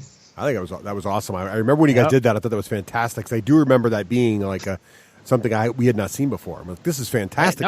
We actually had Alicia. I remember. On the show it was awesome when they did that to talk about the whole process. It was fantastic. Great. So, Ronnie, what were some of your early lessons? So as you went out there and started launching your first products, what did you learn, and what would you kind of like? Oh, I wish I knew then what I know now. So what are some of the big lessons? Yeah, exactly what you think after 20 years in the industry. I'd actually know, wouldn't you? But no, I made every mistake on the way down, and somewhere along the way I'd done one of these business degrees, and I managed to do every single don't do that in the book, in the card. The interesting, I think one of the things was, I think when we first wrote it, like, okay, you write this business plan. Sounds fancy, but obviously when we were coming into plastics, it took some funding. It was always going to be a longer term play. But it wasn't actually until I was really true to my hobby instincts that Mantic started to take off, and it was a case of, listen to the things that you believe in and believe people want and give them that. And I think that's when you can start to see, to be successful, the passion that people have for a hobby is on a deep emotional level, and it's not something that you can, write down and present to people in a very straightforward manner. So, a few, 6 months ago, 8 months ago, I walked in and I was saying to the guys, so, there's lots of people out there that have done big piles of soldiers, such as Bones, and there's people out there that have done lovely dungeons like Dwarvenite. But you know what no one's ever done is the terrain, the scattered terrain for your battlefield or your scattered terrain for your dungeon. We've got just as Dwarvenite have done it for the dungeons, we've done it with the Dead Zone range of scenery for sci-fi. Right. With a generic go-to, and people are using all the time now just to build dioramas, and it gives good modelers a good platform to build from. And for the rest of us mortals, it gives us scenery that we just couldn't build otherwise. So we've done that, but who's done the scatter? Who's done the bit that takes it from a theoretical exercise into one that you're just entirely lost in? You can't see the seams. And once, you've... And everyone, when I came in and started saying this to people, they just looked at me like I was a loony. You want to do what? No, our Kickstarters, they're a game. They're a miniatures. I said, you know what? No, they're not how it was going to be. You've got to... And slowly I'd kept badgering and pestering and picking people off one at a time on walks, saying, no, looked at... And after they realised you got it in a cool box and it all came and it was indestructible. And the fact we can add to that range forever. So as something comes out that needs a piece of terrain, we can just release it. Which means that you can just keep adding to your collection. Right. And then no matter what game you're playing, you can go over to your box and pull something out and create a new scenario that day, or play a new, storyline, or change your battlefield around to your objective points. It suddenly became compelling and is that story. And that comes from the fact that I'm looking at my collection going, what don't I have? Mm-hmm. I have these armies, I have those, but I don't have actually a set of scatter terrain that I believe in, that I can add to. Where's my campground for my adventuring party? I don't have that, right? I love that. I saw that on your Kickstarter. Like, that is awesome. I want that. So before we get to that, because I do want to talk about all the current stuff you guys are doing, because there is some amazing stuff that you're working on. Because you mentioned Kickstarter, and of course, Mantic, you guys got your start before Kickstarter sort of became a thing, but how has Kickstarter changed what you guys are able to do? I think it did two things. I think it's a huge force for good, but you've got to be very careful with it. And I think, I'll be honest, I think we became a little bit too, addicted to the crack cocaine that is the joy of crowdfunding. Right. And actually, it took a very... So I think, let's start with the good stuff. The cost of properly tooling in plastic is extraordinary. And I will give you just one example. When we looked at Kings of War, and I knew that as a game range, that range of hard plastic miniatures was going to last with us forever. If we made nice models, people always need some zombies, some skeletons for crossover armies, for Kings of War. So it wasn't just for Kings of War. This was a range of hard plastic skeletons. So if you're running a D&D campaign and you need a pile of skellies, ours were affordable. They're easy to put together. They can go in regiments, but they can also just go on their own bases. They're multi-purpose. Our zombies are everywhere. If you're doing a diorama, you buy a horde of our zombies and they're coming up out of the ground. That toy soldier urge, that modelling urge is well covered by that Mantic range. So it wasn't just for one game. It wasn't only for Kings of War. It was always to be a range of, generic miniatures. When we came to do Dreadball, I had a great sculptor. The sculpts were lovely, but when I ran the numbers on the probable, volumes that we were doing, and there was only this was pre-Kickstarter, 3 or 4 miniature gaming companies in the world by this point, doing sci-fi and fantasy stuff. There wasn't many, and we were, emerging as one of the, credible players. I could do the first 2 sets in plastic, the ones that were going to be in the game, but the dwarfs and the rats, so the Forge Fathers and the Vermin, which were sets 3 and 4, made no sense to be in plastic. They were much better in metal. And so I'd commissioned the sculpts. All 4 teams looked lovely. There was the Trontec 29ers, the Bad Moon Smackers. It's all coming back to me. And the other 2. And so originally they were going to be in metal. And it was only the fact that we were able to take that to Kickstarter, which was just emerging. And not only did we end up with, the first 2 funded, but we ended up with 12 teams funded all in plastic. Wow. 24 MVPs, 2 expansions, 2 season books, a multiplayer, multi-ball option with giants, robots. It gave us the funding, which meant that when it came to launch at trade, and actually because we were already halfway through it, the funding money just went on releasing the first bit. We were able to bring out a credible range that said there's going to be 3 seasons here. You're going to be able to keep picking up teams. and it gave us a launch platform that meant that really truly became one of our first global games. I mean, at the US, I took it to Adepticon. We just released, I think, Wave 2 at the time. And, we sold out of these teams because people were just scooping them up and enjoying the game. And it was the fact it was in plastic, the fact people knew it was going to get supported allowed them to buy in and allowed us to take that. And, for a while, that was a terrific system and a terrific thing. I think the counterpoint to that and the danger was that when we came back to do Extreme, to do a second, this is probably the only one I regret, but this was probably the nadir when I said, we've gone too far here. We had this lovely gaming system. It was being played well. Instead of then just releasing Wave 4 as a book and a few teams direct to trade, I took that back to Kickstarter. We did Extreme and the next 3 waves through Kickstarter, which meant that the guys that were really into it went deep on the Kickstarter and filled their boots. Yep. It meant there was nothing then left for the retailers. Right. We ended up having to get all 3 products ready at once alongside the Extreme game, which was something different. So we didn't have time to balance it all properly.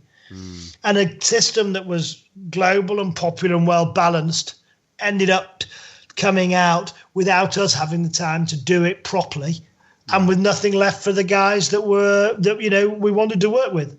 And it was after that I said, okay, time out. This has gone too far. We're not going to do that anymore. If we don't believe there's a very strong after Kickstarter market, I'll either make it very clear up front, look, this is a 6 mil hardcore project that I don't think any right-minded local gaming store would want. Now, I say that some will, of course, but it's predominantly, look, you crazy lot want this. Let's give it to you, but the primary means of delivery is the Kickstarter. Or, and more appropriately, we're going to sell 10 times as much after the Kickstarter as we do on the Kickstarter.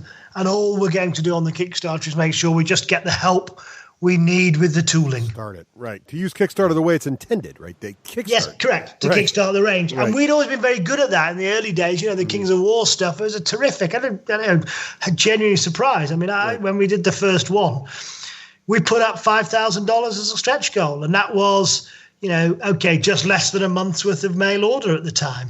So I was thinking, can we do a whole month's worth of mail order in 30 days?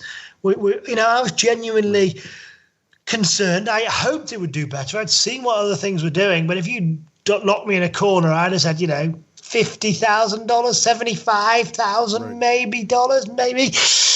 We did 350,000, and let the craziness begin. They wanted to see us just making stuff. Right. And, Dead Zone, again, we just, phenomenal support. People wanted this terrain. And in those crazy days, there was a lot of, really creativity that came out. So it was fantastic. And all of those products, were performing at retail as well. We sold as many. Now, putting it back in perspective, for The Walking Dead, we sold maybe 4,000 or 6,000, I'm tempted to say, on the Kickstarter. We've sold many, many, many times that number through retail already. And that's in 4 months. We're already on second prints, and we printed over 20,000 games. Nice. So it sounds like you guys figured out, you started out the way you liked using Kickstarter, and then you got kind of caught up in the excitement of it and made an error there with the second wave of Dreadball, but then you corrected, and now you're back and you've got it figured out, and you've had some real good success with your later stuff like Walking Dead. So that's fantastic. Yeah, no, yes, so, and I think it's been a journey, and I think we went too far on that. I think you've got to be careful about that, or make that your business, but you can't. You've got to choose which way you're going to go. And ours was always a business that, as I've said, I wanted it to be through local gaming stores. I started out, well, as you know, in the car park, in the car park of the school playground, as kind of one of these independents. Yep. And actually, that's where my heart lies. Yeah. And actually working with those guys to help them, be successful with our products. And because miniature games are not super easy to get going, but once you run a demo, once you have a few organised events, they then are really good for them because people pop back and they'll add this to their army and, oh my gosh, I need Michonne now. And, you can always add and tinker, and that's kind of part of our fun. It's It's like going down, coming home with a comic to read on a Saturday afternoon, or picking up an extra little squad for your army and painting it is kind of half the pleasure. Well, planning it all week about how you do it. I really appreciate your commitment to the local, the friendly local gaming stores. I mean, that's something I've always been passionate about, and I've talked about that on the show before. And I, as a former store owner myself, I like the social interaction. I'm the kind of gamer that prefers to play in the store over my house because I like to see other people. I like to see their armies. I like to be on the cool terrain. And I think for those stores to exist, it's critical that companies like Mantic really have a business model that allows those stores to, get a piece of the pie as they sell these products. And if you don't do that, those stores will go away, right? That's just that simple. Yeah. So, I think it's very important. And I think we've only just got started. I've always viewed that the US is a real opportunity. And the landscape over there is slightly different than in the UK. Sure. In the UK, there's a lot of own GW stores, which means that a lot of the boys, and predominantly is boys, have been through the school of GW in their youth and are now, very sophisticated miniature gamers market, if you like. So when I say, I want to do that, they'll go, oh, yeah, I can see where I've always wanted to do that. Mm-hmm. Whereas I think, the US, there's never been that. There is just a huge network of really great stores. And if we can make our products a pleasure for them to hold and retail, and appropriate for not the people that have played miniature games all their life, but the ones that are about to start playing miniature games.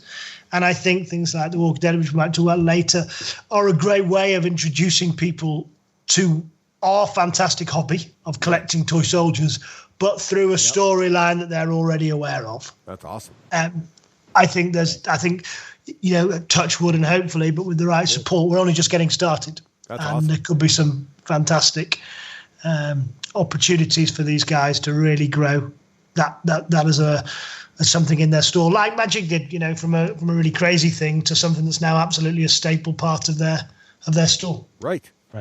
Well, before we run out of time, I do want to ask you, what are some of those current projects that Mantic's got coming out the door? I know, obviously, Walking Dead has gone through the Kickstarter process now. It's in store shelves in many places. It's in our friendly local gaming stores. What are you guys currently doing? I know you got your Kickstarter now with some terrain on it. What's going on right now at Mantic? What's the hotness?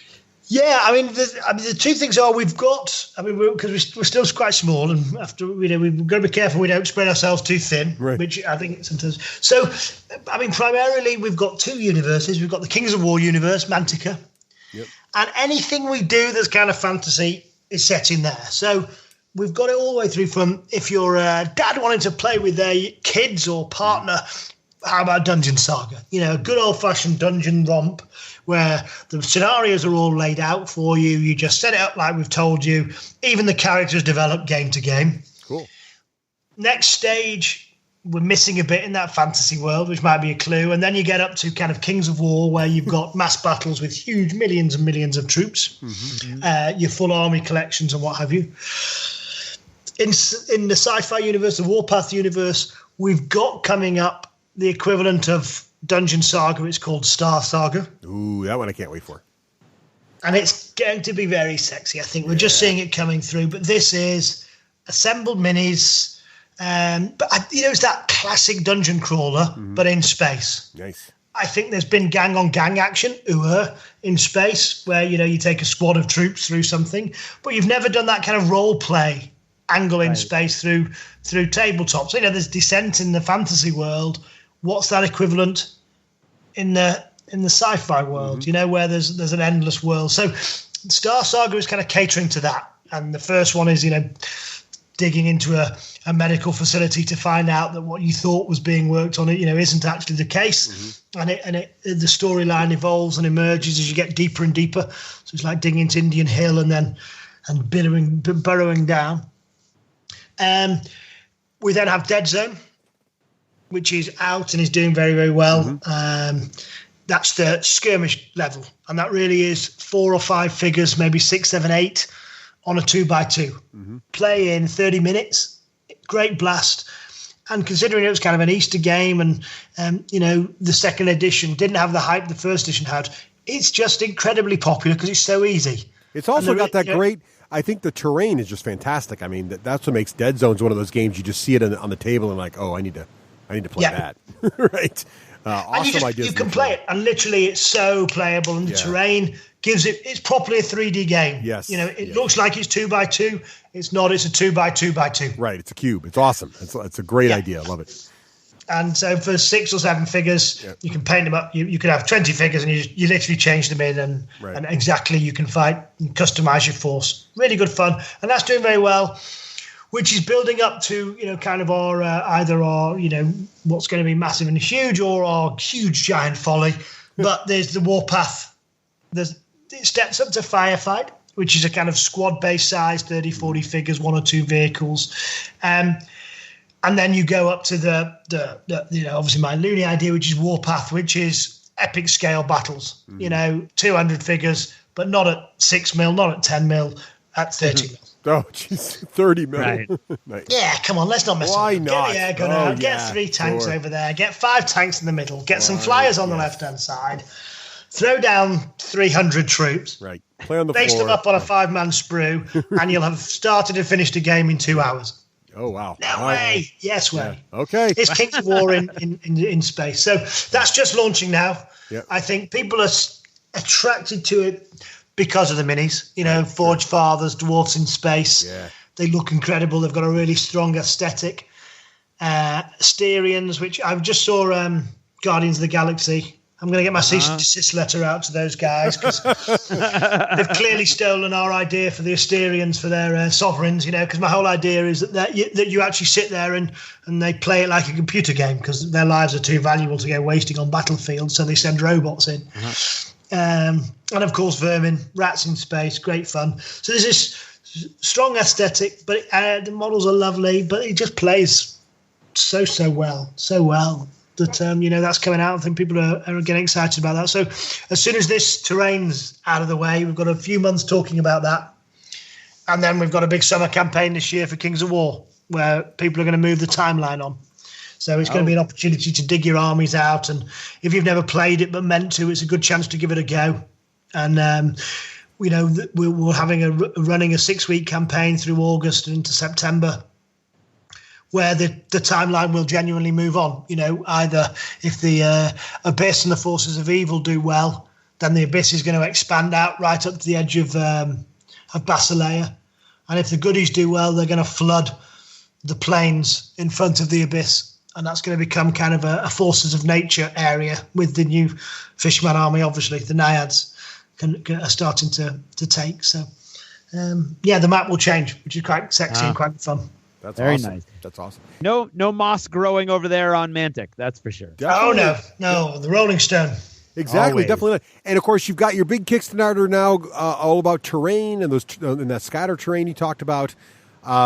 But I think we're going to pause here, Craig, because we're going to, in our next segment, we're going to dig into terrain with Ronnie here. And I'm sure we'll talk more about his Kickstarter, but also terrain in general. Like, why is terrain so important to us miniature gamers? Why do we care so much about it? Right? Some of our favorite pieces of terrain from our past. What do we hope? What do we hope shows up? Back when we were younger, what craziness did we get into to bring terrain to our games? Excellent. So thank you, Manny. We're back to talk more about Manny and terrain right after this. That would be. Would that be okay? No. Well, you called him Manny. Other than that, sorry, I thought Ronnie. It was great. Yeah, I'll fix that part. We'll fix that in post. That's it. I'm off. I'm not standing back in abuse. I can't be treated like this. I can't work like this.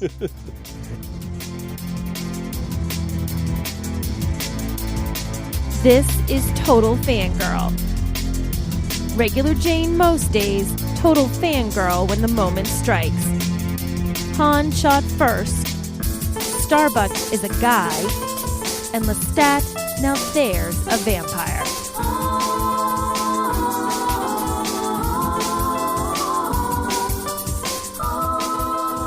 Hey everyone, this is Nicole, your Total Fangirl. You can follow me on Twitter at Nicole Wakelin and check out my blog, TotalFangirl.com.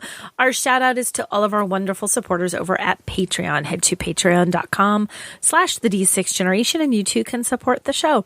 So a new trailer has been making the rounds for a TV show that is coming up on Fox. In the trailer for the show, it's called The Orville, and it is a parody of Star Trek, or sort of Star Trek-ish, Star Trek-based, Star Trek-inspired, however you want to say it.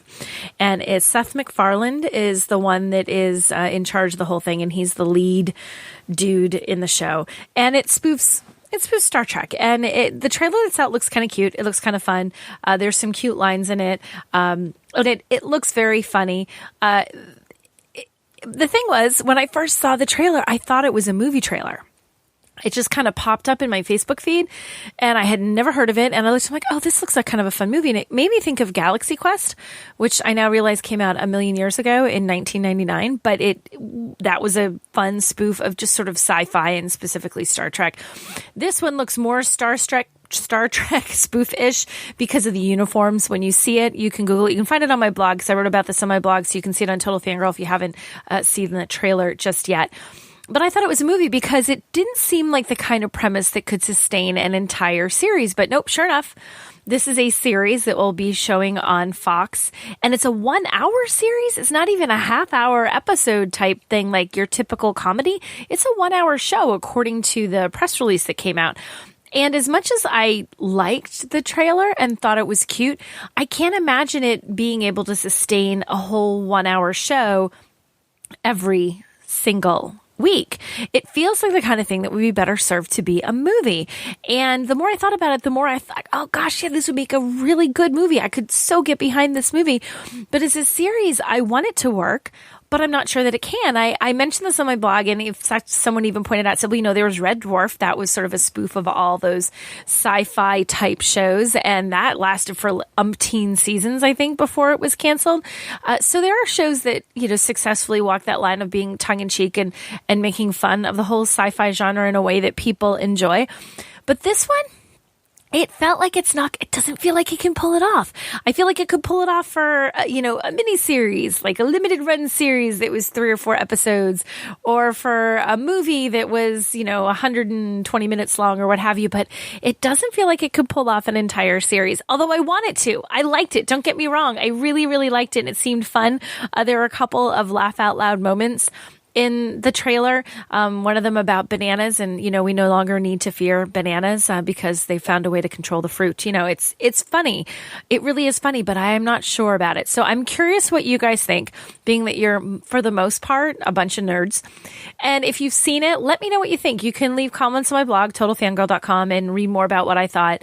And I would love to know if you've seen the trailer, A, if you like it, and B, do you think this can really sustain a series, or is it going to be axed halfway through the season?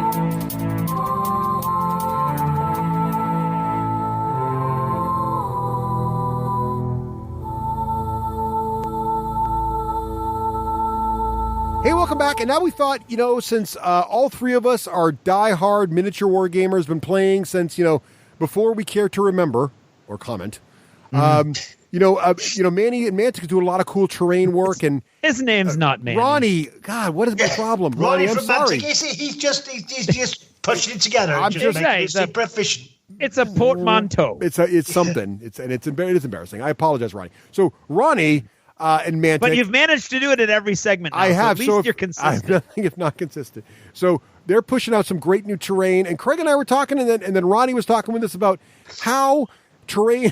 Remember what it was like when we used to start playing this hobby, and and if you're not a miniature gamer, you hear people talk about this stuff all the time. You got to be thinking, like, what is this obsession with terrain? So I guess I thought I'd ask you guys, why is terrain so important? Like, why do we as miniature gamers even care about having terrain versus just little cutouts of paper telling us where the woods are and the hills are? Well, I mean, I think there's 2 reasons, or at least 2 levels of importance. And the first is, as you suggest, could be used with little slips of paper, and that would be tactically or mechanically, right? Right. So you want to have cover, you need objectives, you need obstacles that will force you to maneuver in different ways or allow you to take advantage of the terrain. But then why can't it just be slips of paper? The second level would be aesthetics. Like what does it do for that game? Which I think we can delve into that a little bit more. Like, what does terrain do for your game? Ronnie, what does terrain do for your game, considering how much terrain you make? Yeah, well, I mean, to me, in many ways, the game without good terrain it's a half-built thing, because you spend ages building your soldiers. Yes. And, it was one of the things that I did at Workshop. It was, they'd released City Fight previously, I don't know if you remember it. And then it was when I was running the studio for a time. Yep. And on the schedule was the second edition of the City Fight book. And I said, okay, that's fine. I said, what terrain are we going to release with it? I said, what do you mean terrain? I said, well, it's just a bit pathetic that we ask people to spend hundreds and hundreds and hundreds and thousands of dollars building this army, fantastic ways of painting it.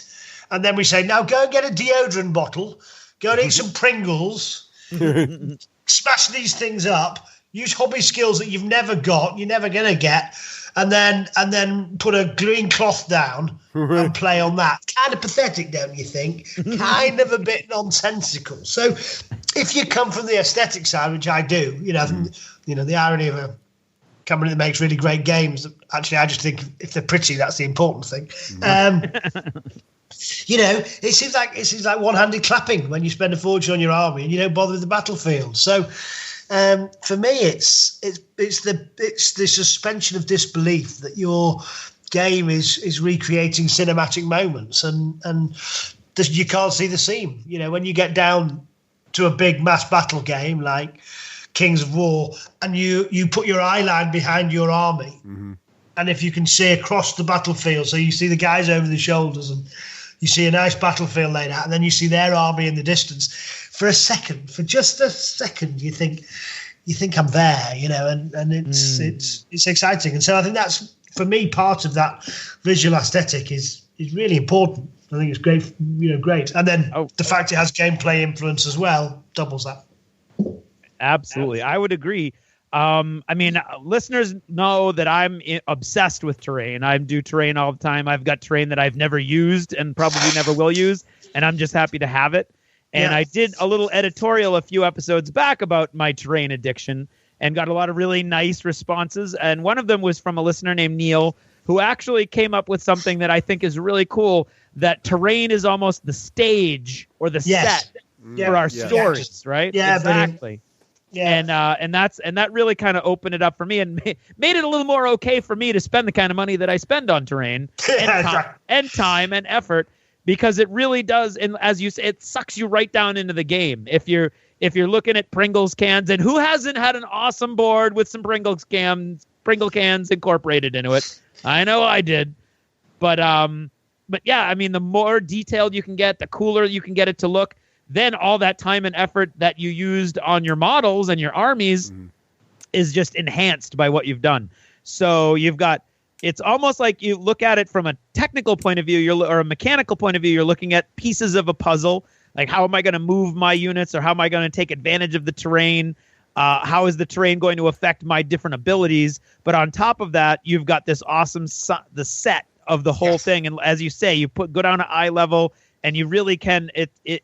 And my wife is always has these little epiphany moments when she comes down into my game pub and she sees my tables all laid out. She's like, "Oh, when you play this, it happens in your head, doesn't it?" Yeah. I'm like, "It absolutely does." She's like, "Do you hear it and you experience it's watching a movie?" I'm like, "It absolutely is just like watching a movie." Yeah. Except the games that really have that of ours, which is Dead Zone and Walking Dead. Oh, absolutely. Right. Walking Dead has more cinematic through gameplay, but Dead Zone, one of the reasons why it's 2x2, but it's not. It's 2x2x2. Right. It comes up in that third dimension with the scatter and with the way the things put together.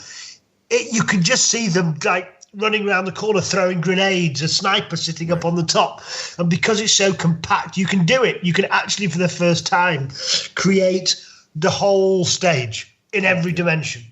Yeah, I love the stage. It excites the hell out of me. I love it. Yeah. And when you get when I've got all that awesome Mantic terrain, and it spreads out across a 4x6 table, and it's beautiful. It gives you an awesome thing. But when you compact it into that 2x2 for Dead Zone, I think my favorite pictures that I've ever tweeted are all Dead Zone, because look at this alleyway, and I've got all kinds of little special gewgaws that were designed specifically for the Dead Zone terrain by other companies that are business signs that kind of hang out over the streets and all kinds of cool stuff. And it really is just, it draws you right in. I love it. I went back to the very first Kickstarter we did for Dead Zone, and we literally had like 6 tiles that we'd pushed into some resin, and most of the resin tiles were damaged, and we'd given them to our painting company that were painting for us at the time, and they'd managed to make 3 buildings, sprayed them up grey. They were 2 by 3 and a couple, and we went back to these original photographs, and there's just a couple of enforcers coming round the corner of this building. There's another black building just in the black line, and it still just looked so great. It just looked, it was just like a stage where if you walked off left or right, you'd see behind the props and everything else, like holding it together.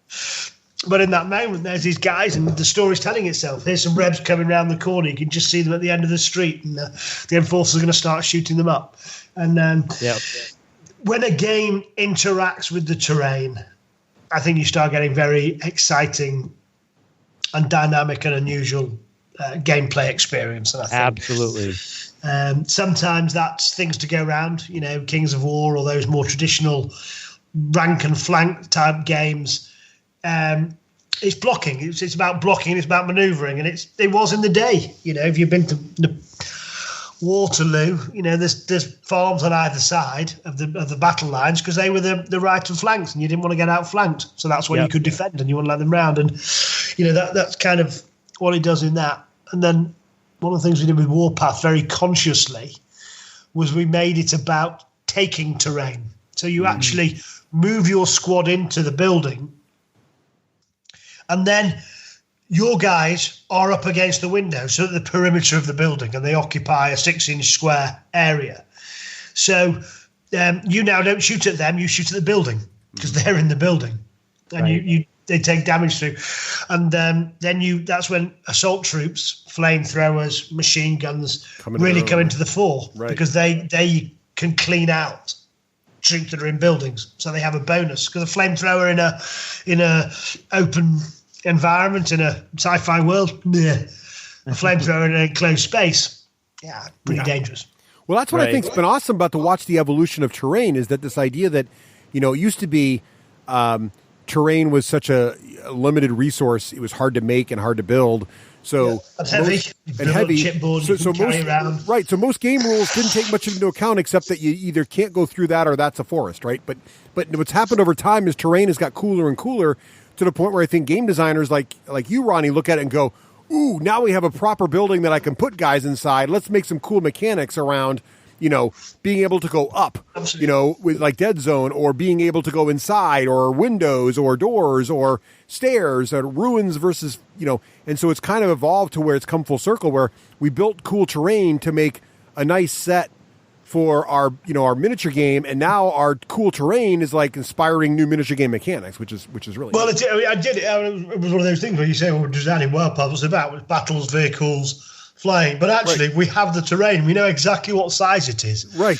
It's not a Pringle can. It's not open to interpretation. Right. It's exactly this size, so you can interact with it like you would with other troops. I know. If they're in that formation, they're skirmishers. If they're doing that, they're flying. Right. Well, actually, these are the buildings, and this is what they're built to interact with. So, you can be. They are 3-inch squares, and you can interact with that. And I think it's because there is quality terrain. Yeah. Nice. Well, let's talk about the evolution a little bit, because I kind of believe that miniature wargaming came from, and I know this isn't exactly true because a lot of it comes from the desire to reenact battles and things from H.G. Wells and everything, but there was, I think I got it from, my grandfather was hugely into model railroading, right? Yeah. And so he'd have these great model railroading sets, and back in the day when I got into miniature wargaming, and Ronnie, this probably was happened for you, and I know it happened for Craig, when there weren't, there wasn't bits of terrain from miniature wargaming companies. There were miniature wargaming companies that made models, but the only place to get terrain at all was basically you'd go to a model railroading store, and you would buy the little bits of lichen and the little plastic trees with no lichen on them, and you glue the lichen to the trees, and then you glue the trees to the bases, and you might have a bit of cloth, because model railroading had no cloth. Model railroading was usually completely sculpted. Maybe you had a sculpted mountain, but you'd sculpt the bottom, and so we used a lot of. In the early days, it was very much model railroading techniques applied to making an actual battlefield. that was not really very dynamic. It was pretty much, I mean, it could look really cool, but it wasn't reformable into some other mode. And it right? didn't look that cool because it was a bit cobbled together. Oh, it was, different right? sizes and the wrong scale slightly. Exactly. There was actually a game in the UK which was called Subutio. I don't know if it made it over to the US. And Subutio was a soccer game. Football, obviously, for us Brits, but a soccer game where you got these little plastic models on a rounded base and you flicked them around with an oversized ball and you try and flick into the other person's net. But the reason that we wargamers loved them was that it came with a large green felt or there you go. pitch, which would be probably about 4 foot by 2 foot, 3 foot, something like that, but long and wide. And anybody that do you still play Subutio? No, can I have your pitch? Laid 6 or 7 of these down with obviously books underneath. Hills, which were always a nightmare. Figures didn't have movement trays in those days, or even bases. Right. They had those metal bases, so you'd be moving them one at a time. I've got a video of my setup from those days, and it's covered in exactly what you're talking about. Green Subutio pitch is covered in the wrong scale train set terrain. Right. Now, and of course, where was it? It wasn't on a table because nobody had tables big enough, so everybody was playing on the floor. Right. Floor, Yep. all the way. Floor. Yep. Exactly right. Which And so- now back-breaking if you were trying to do that. Yep.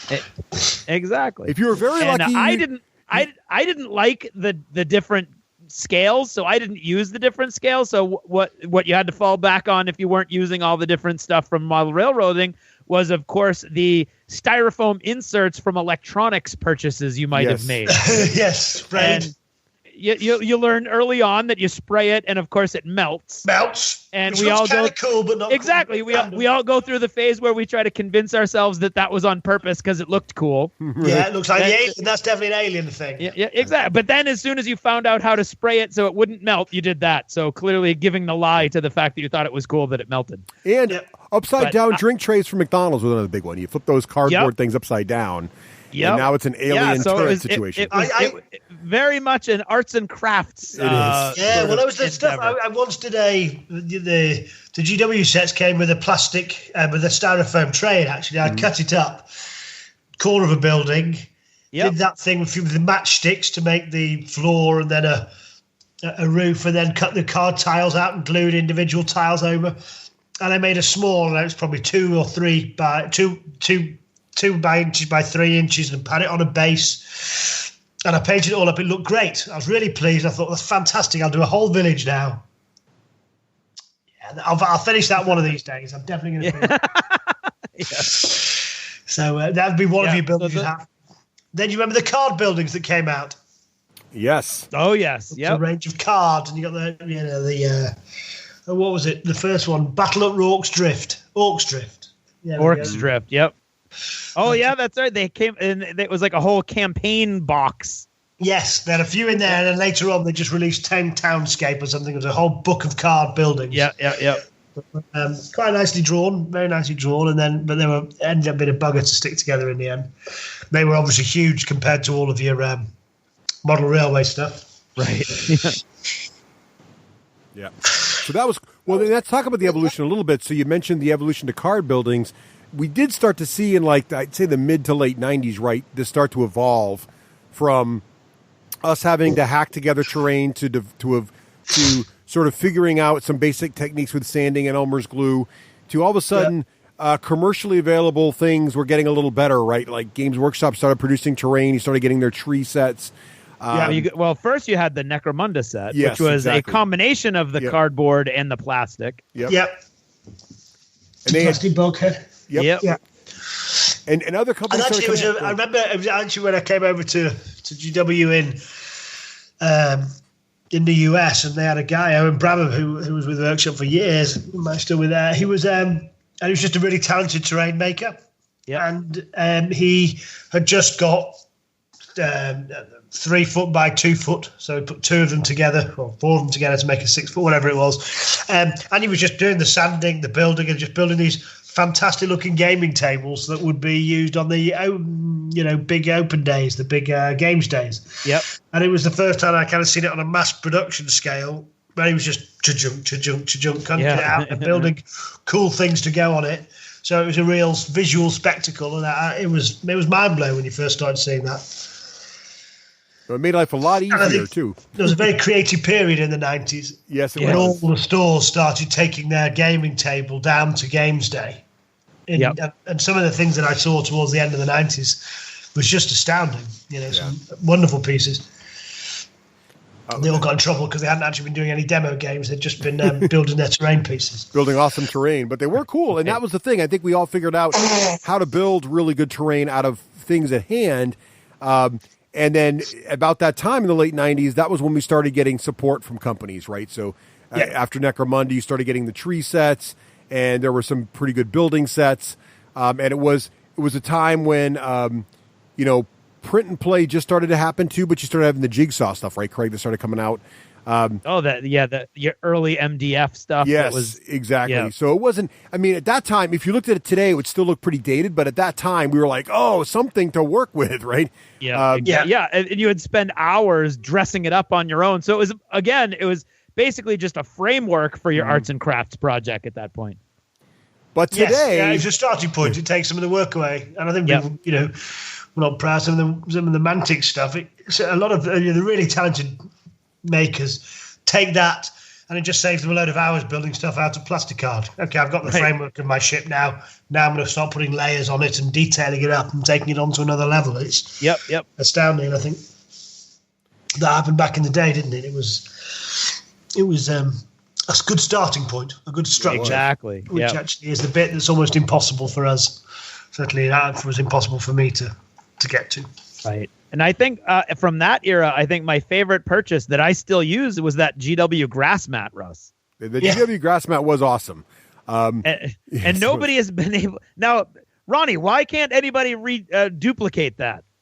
I think you could if you want to. I think at the time that came out, there was also some MDF boards painted green came out. But actually, I think the one challenge with it is it's great, but it's not 6x. It's if you match 6x4, most tables aren't. Right. So if you lay it out, the edges will hang over. Yeah. But I'm sure if you want me to look into a static grass and you tell me it's going to be a massive seller and the success of Mantic will double again, I'll be on it. I'll go and tell Secret Weapon that I don't want to be a distributor for his plastic tiles anymore. It's down to the static grass. Well, I have one of those. Okay, touche. Yeah, I still have one of those. No, I don't know. I've got one. I have one. When we first set up Mantic, it was the first thing we'd roll out for demoing on. I have it, but I will say that I think neoprene has completely replaced it. Like, if given a choice, I'd go neoprene every time.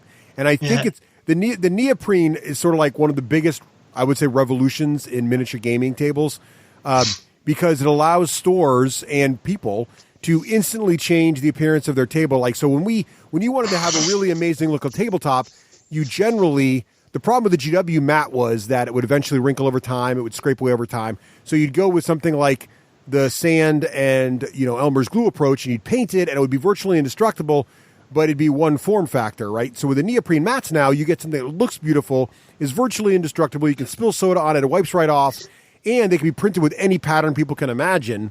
And so now you've got an instant city streets, you've got instant craters, you've got instant lava table, whatever you want, you instantly have. And while it seems pretty expensive at, $50 or $60 a pop, it's still, if you think about the time it takes you to build those old tables to look great, it's still a really good value, I think. And to me, they're nigh indestructible and super portable. So that is true.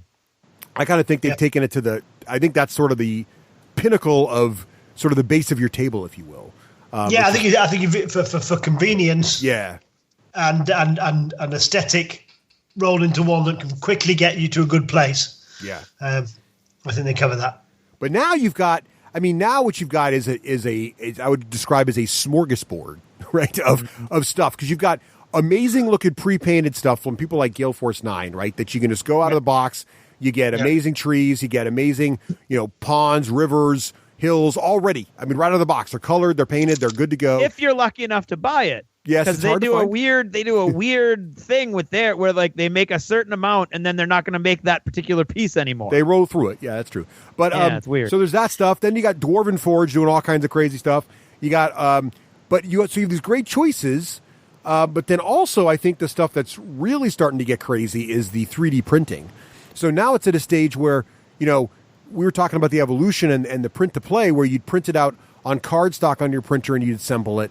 But 3D printing is taken to the next level where you download a design from the internet and you click a button, and 4 hours later, and meanwhile you can do something else like sleep, magically there's this beautifully printed piece of terrain. You just need to dry brush and you're ready to go. And that's that is definitely a game changer for how we see these things, right, to work.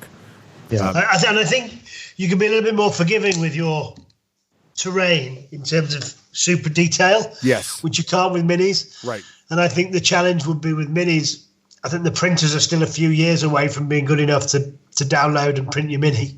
I think you're right. But I think with buildings, it's getting really close. I think the ability for them to be a few $100 printer at home. Yeah.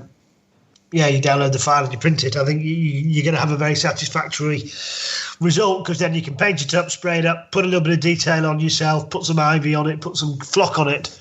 And by the time you put that on the gaming table, it's an impressive looking piece. I agree. Absolutely. And I think you're going to get some really cool combos. Like, we see people using dental plaster and mold, and I know Craig's done this route, and made these really cool shapes that you can then interlock together to make some great looking pieces of terrain. And I think the 3D printer is going to be the same way. You download some very cleverly crafted geometric shapes, and all of a sudden, a few prints later, you've got all kinds of crazy buildings and constructions you can make out of that few simple geometric patterns. So there's something going. We've gone, from making it yourself to buying it in a box to making it yourself again. But now what you make yourself looks like it could have been professionally done, overnight with a magic box. Very interestingly, and I think it's one of those things in the past. Terrain was always something you meant to get round to, but you do yourself because when you've got cold hard cash, you're going to buy more soldiers. Right. Yeah. And you go into the shop, you think, I'm definitely going to buy that too. I might start doing my gaming table. Oh, look at that! I've got to have that. Right. And the toy soldier urge would overcome. And also, it was always a big commitment. It was to do a whole gaming table, and you want it to look good, and the trees to be the same scale as the buildings, as the same scale as your troops. No one ever offered that complete kind of solution.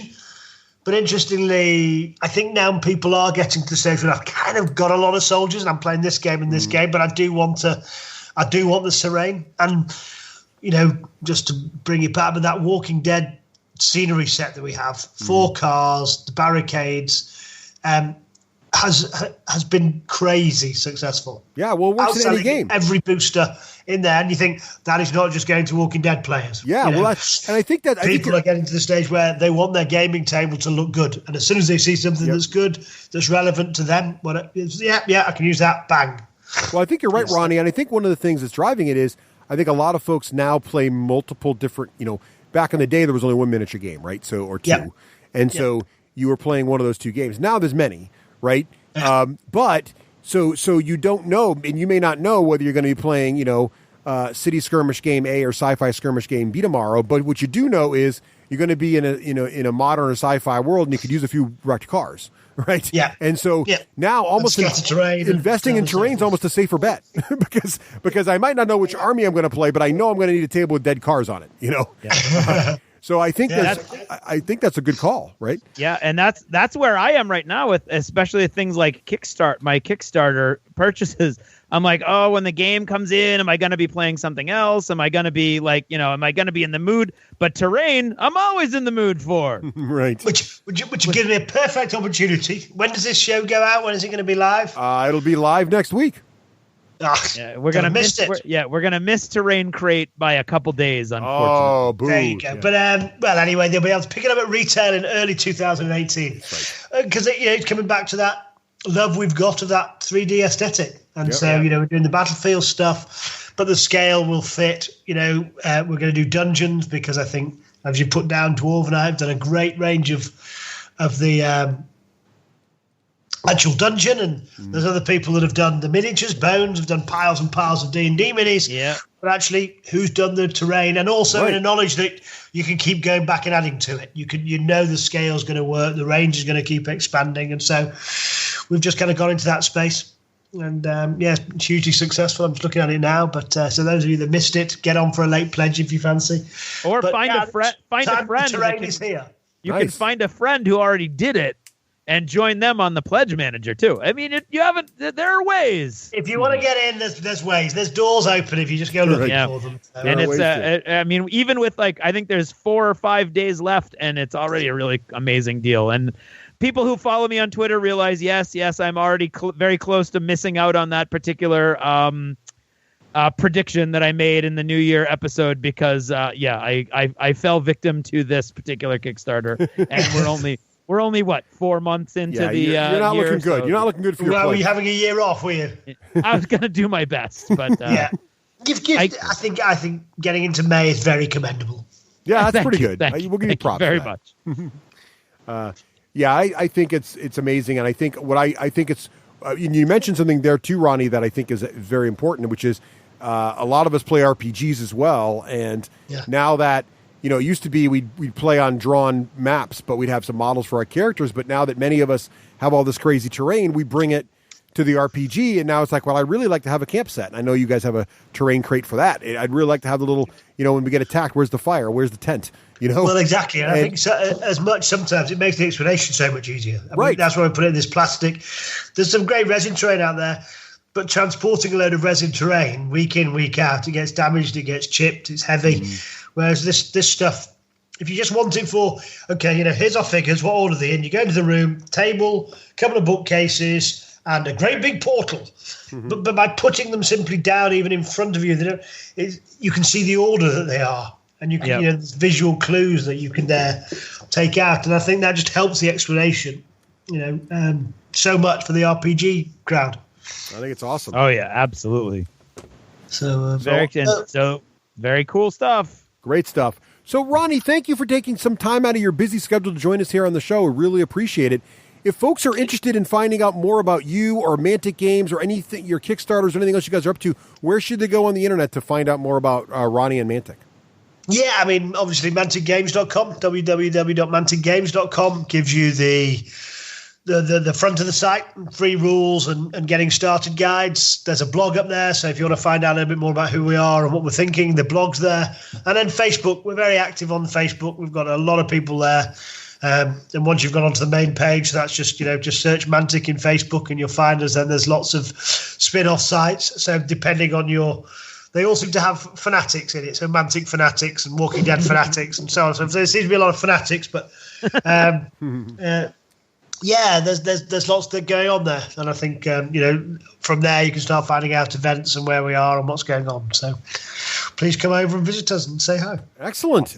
Well, Ronnie, thank you again for being on the show. Really appreciate it. And I hope to have you on again soon in the future. What conventions are you going to this year? Where can we look forward to seeing you? Okay, so I'll be back definitely for Gen Con. We're going to be there for 4 days of Gen Con. We're looking forward to that. We're going to be taking The Walking Dead down en masse. I think it's the first time it's gone to a kind of mass audience. Bring lots of copies. And then we did a couple of the early PAXs. We're going to do PAX Unplugged. Oh, nice! I'll be there. That'll be fun. I'll see you there then. Yeah, so maybe we could hook up there. I hope to try and get over for that. Or certainly we'll have our guys there. But we've got a booking in for that, and I think that's probably the PAX. We might do PAX South again next year because we don't get down south very often. Right. We've got a good crowd down there, but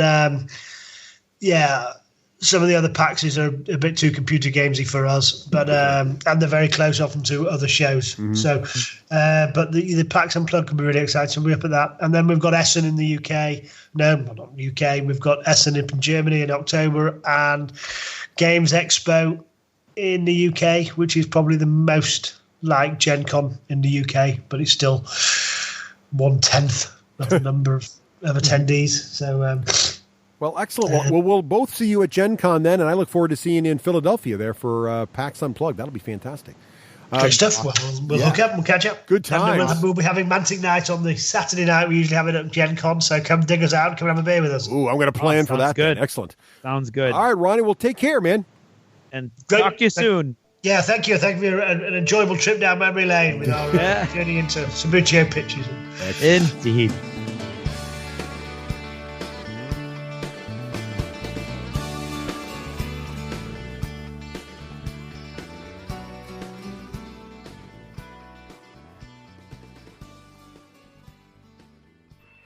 This Jever Notice is brought to you by all of our friends at Patreon, the men, the women, the boys, the girls, the children of all ages that help us keep this show running from one crazy, wacky,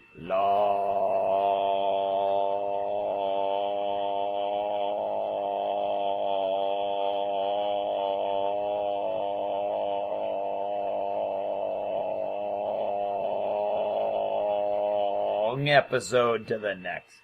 And today I'd like to thank the Richard crew. Richard Hickman, Richard Hudson, Richard Reed, Rick, and just plain Ricky. Thanks, guys, and thank you all for helping with the show. Without you, quite literally, long or short, we wouldn't be here anymore. Did you ever notice how hard it is sometimes to put yourself out there?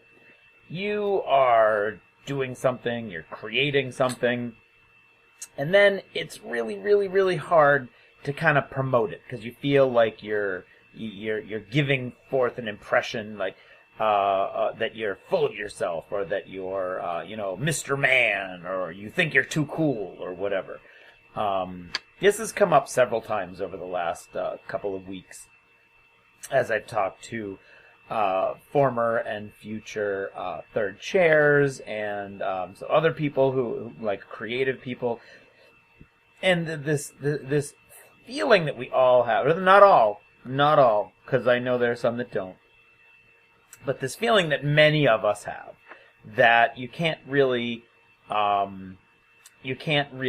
promote yourself without feeling like you're giving this false impression of who you are. And it always gets me to thinking, because why do we do the stuff we do if not for other people to enjoy it? But then to try to get other people to enjoy it would feel like I don't even know. And so it's very odd. And then I got to thinking, what you really need to succeed, no matter what it is, no matter what your creative endeavor is, whether it's photography or writing or a podcast, you need to be lucky enough to find your audience, and that's the key. There are billions of people on the planet, and among those billions of people, there are millions or hundreds of thousands, or even just thousands, depending upon what you're putting out there, who will enjoy what you're doing, most likely. But finding them is the key, and that's a lot of that is just pure luck. Now, if you look at what we're doing with the D6 generation, finding you guys, that's crazy lucky when you think about it. I mean, we're just two guys in New Hampshire. We were three guys in New Hampshire yelling into the void when we started all this. And now, I mean, the numbers, it's weird, because as I'm speaking into my microphone here in my little corner of this pub, this awesome room that is really just totally trashed and piles of gaming material on every possible moderately flat surface, to know that my voice is going into my computer, and it's going to be saved there. Then I'm going to send it to Russ's computer, and then Russ will eventually send that out onto the internet, and that tens of thousands of people are going to hear it, and dependent upon the guest that's on the show, I think this one's going to be a big one, to be honest. I mean, Mantic is awesome. Ronnie has a huge following all his own, which will bring me to the third chairs in a minute. It's like if you were telling me, okay, now you're going to have to stand up and you're going to have to talk to tens of thousands of people. I don't know that I'd be able to do it, but here I am in my basement, and I don't know, am I pretending that, that I don't, that I don't know you're out there? I don't know what I'm doing. But the key is that somehow we found you guys, or you guys found us, and so we have a listenership. We've found our audience, which is great. And that is a huge reason for the third chairs. It was an incidental reason, but I think as we sometimes talk, Russ and I will go out to eat and we'll talk about like what the heck is going on with this podcast. As you look at other podcasts that just can't get traction, that sometimes get traction and then for a variety of reasons say fade away and die. I mean, it's a lot of hard work, and it's very rare that you can put this stuff together and keep it going. And for the numbers to stay consistent as the genre sort of saturates is crazy. It's unbelievable, and it can't be just us. It's not just us. In fact, I don't think it's mostly us. I think when Rafe eventually bowed out, and we discussed all the different options we had to try to continue going forward, the scariest one was the third chair option.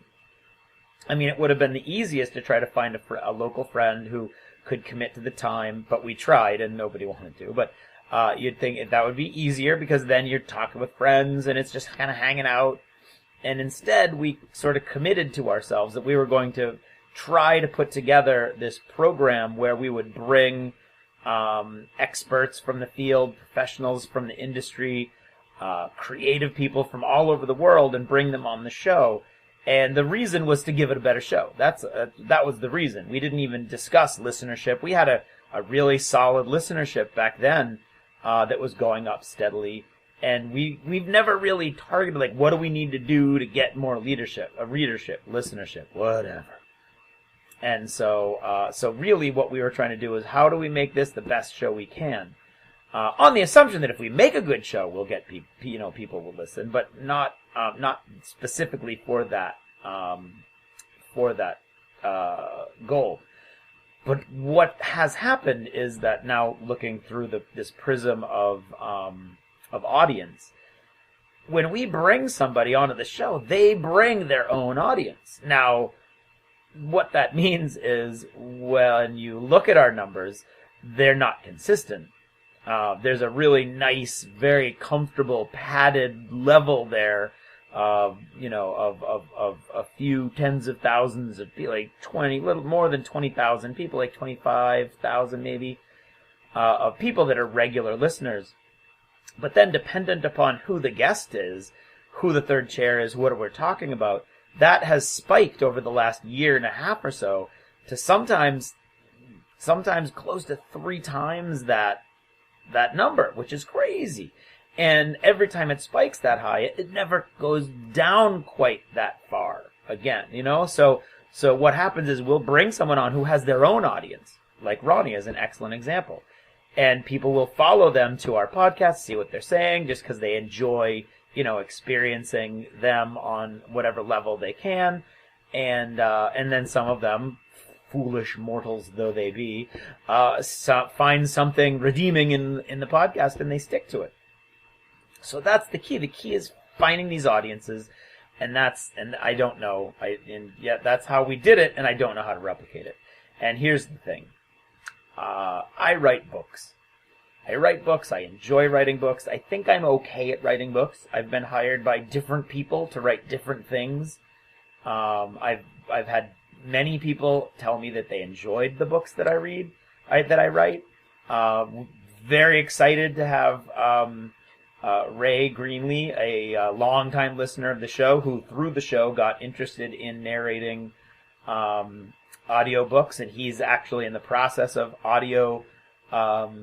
of recording my book, Legacy of Shadow, right now, and hopefully it'll have a summer release, which will be super excited. So the issue, though, is how do you get that audience? Now, I know there are writers that are worse than me that have a much larger audience. I don't want to sound egomaniacal or egotistical, but I know that to be a fact. So somehow, how do I get that audience? How do I find the people who want to or would enjoy reading this book and others that I have in my head and others that I have written? And that's my challenge. And that's the challenge of every person who's creative, is to find that audience. And so I think I'm going to put another plea out right now about Legacy of Shadow. And I've just recently got a few more. Every now and then I get a really nice email from a listener who read the book, or just somebody who discovered the book and through the book found us on the podcast or found the email address. So Legacy of Shadow, what is it? Legacy of Shadow is sort of a space fantasy, space opera sort of combo where these two men from Earth are accidentally abducted by an alien who is in search of a different alien and accidentally picks these two guys up instead and brings them back to sort of a freehold. And the galaxy is being ruled over by a bureaucratic mega organization, sort of like a mega council, if you will, where everybody is created equal, except you learn that not everybody is created equal, and so there's lots of tensions within that civilization. And this freehold kind of like floats in the spaces in those fractures. And so the two main characters find themselves thrust into this politically tumultuous place at this politically dangerous period in time, and on top of that, very quickly discover that although there are no humans out in the galaxy at large, everybody knows about humans and knows about Earth, and for some reason, the reactions are always negative. And people are either horrified, angry, spiteful, or just disgusted with the fact that these guys are humans. And so that brings about a whole bunch of different dynamics about how they deal with it. And one of them, one of the friends is can actually sort of blend in with the galactic civilizations, and one of them cannot. And so what happens with the two of them, and then as the political intrigue ratchets up with the Galactic Council's attempt to take out this freehold, and these friends they're sort of trapped in this moment, this historical moment of what are they going to do as all of these different forces come to play, all in this sort of floating city in the middle of this dead system. So if that sounds at all interesting to you, I think my writing is character driven. I think I write naturally as an actor from the point of view of these different characters. I think I look at the story from their point of view. So like I said, I love it. If you've given it a shot and you liked it or you didn't like it, just thank you for giving it a shot. If you haven't given it a shot and this sounds kind of interesting, give it a shot. If you want to wait for the audiobook, I'm sure Ray's going to do an awesome job. I can't wait. He's been super interactive, and he's been reaching out to me on a regular basis. So that's been cool. So yeah, you can wait and do the audiobook too. It'll be available from Audible. You can order it from Amazon or from BarnesandNoble.com. It is available in some Barnes & Noble stores. So if you have a local Barnes & Noble store, you can look for it. Legacy of Shadow by Craig Gallant. Or you can get it from Wing Tassar Publishing as well. So there's a bunch of different places you can go to get it, and I would really appreciate it if you give it a try. And somehow I'll try to find an audience for this wacky book and all the other ones that I have in my head. So thanks for listening, and thanks for being an audience. And that's about all I have to say about that for now. Thanks for listening, and good night.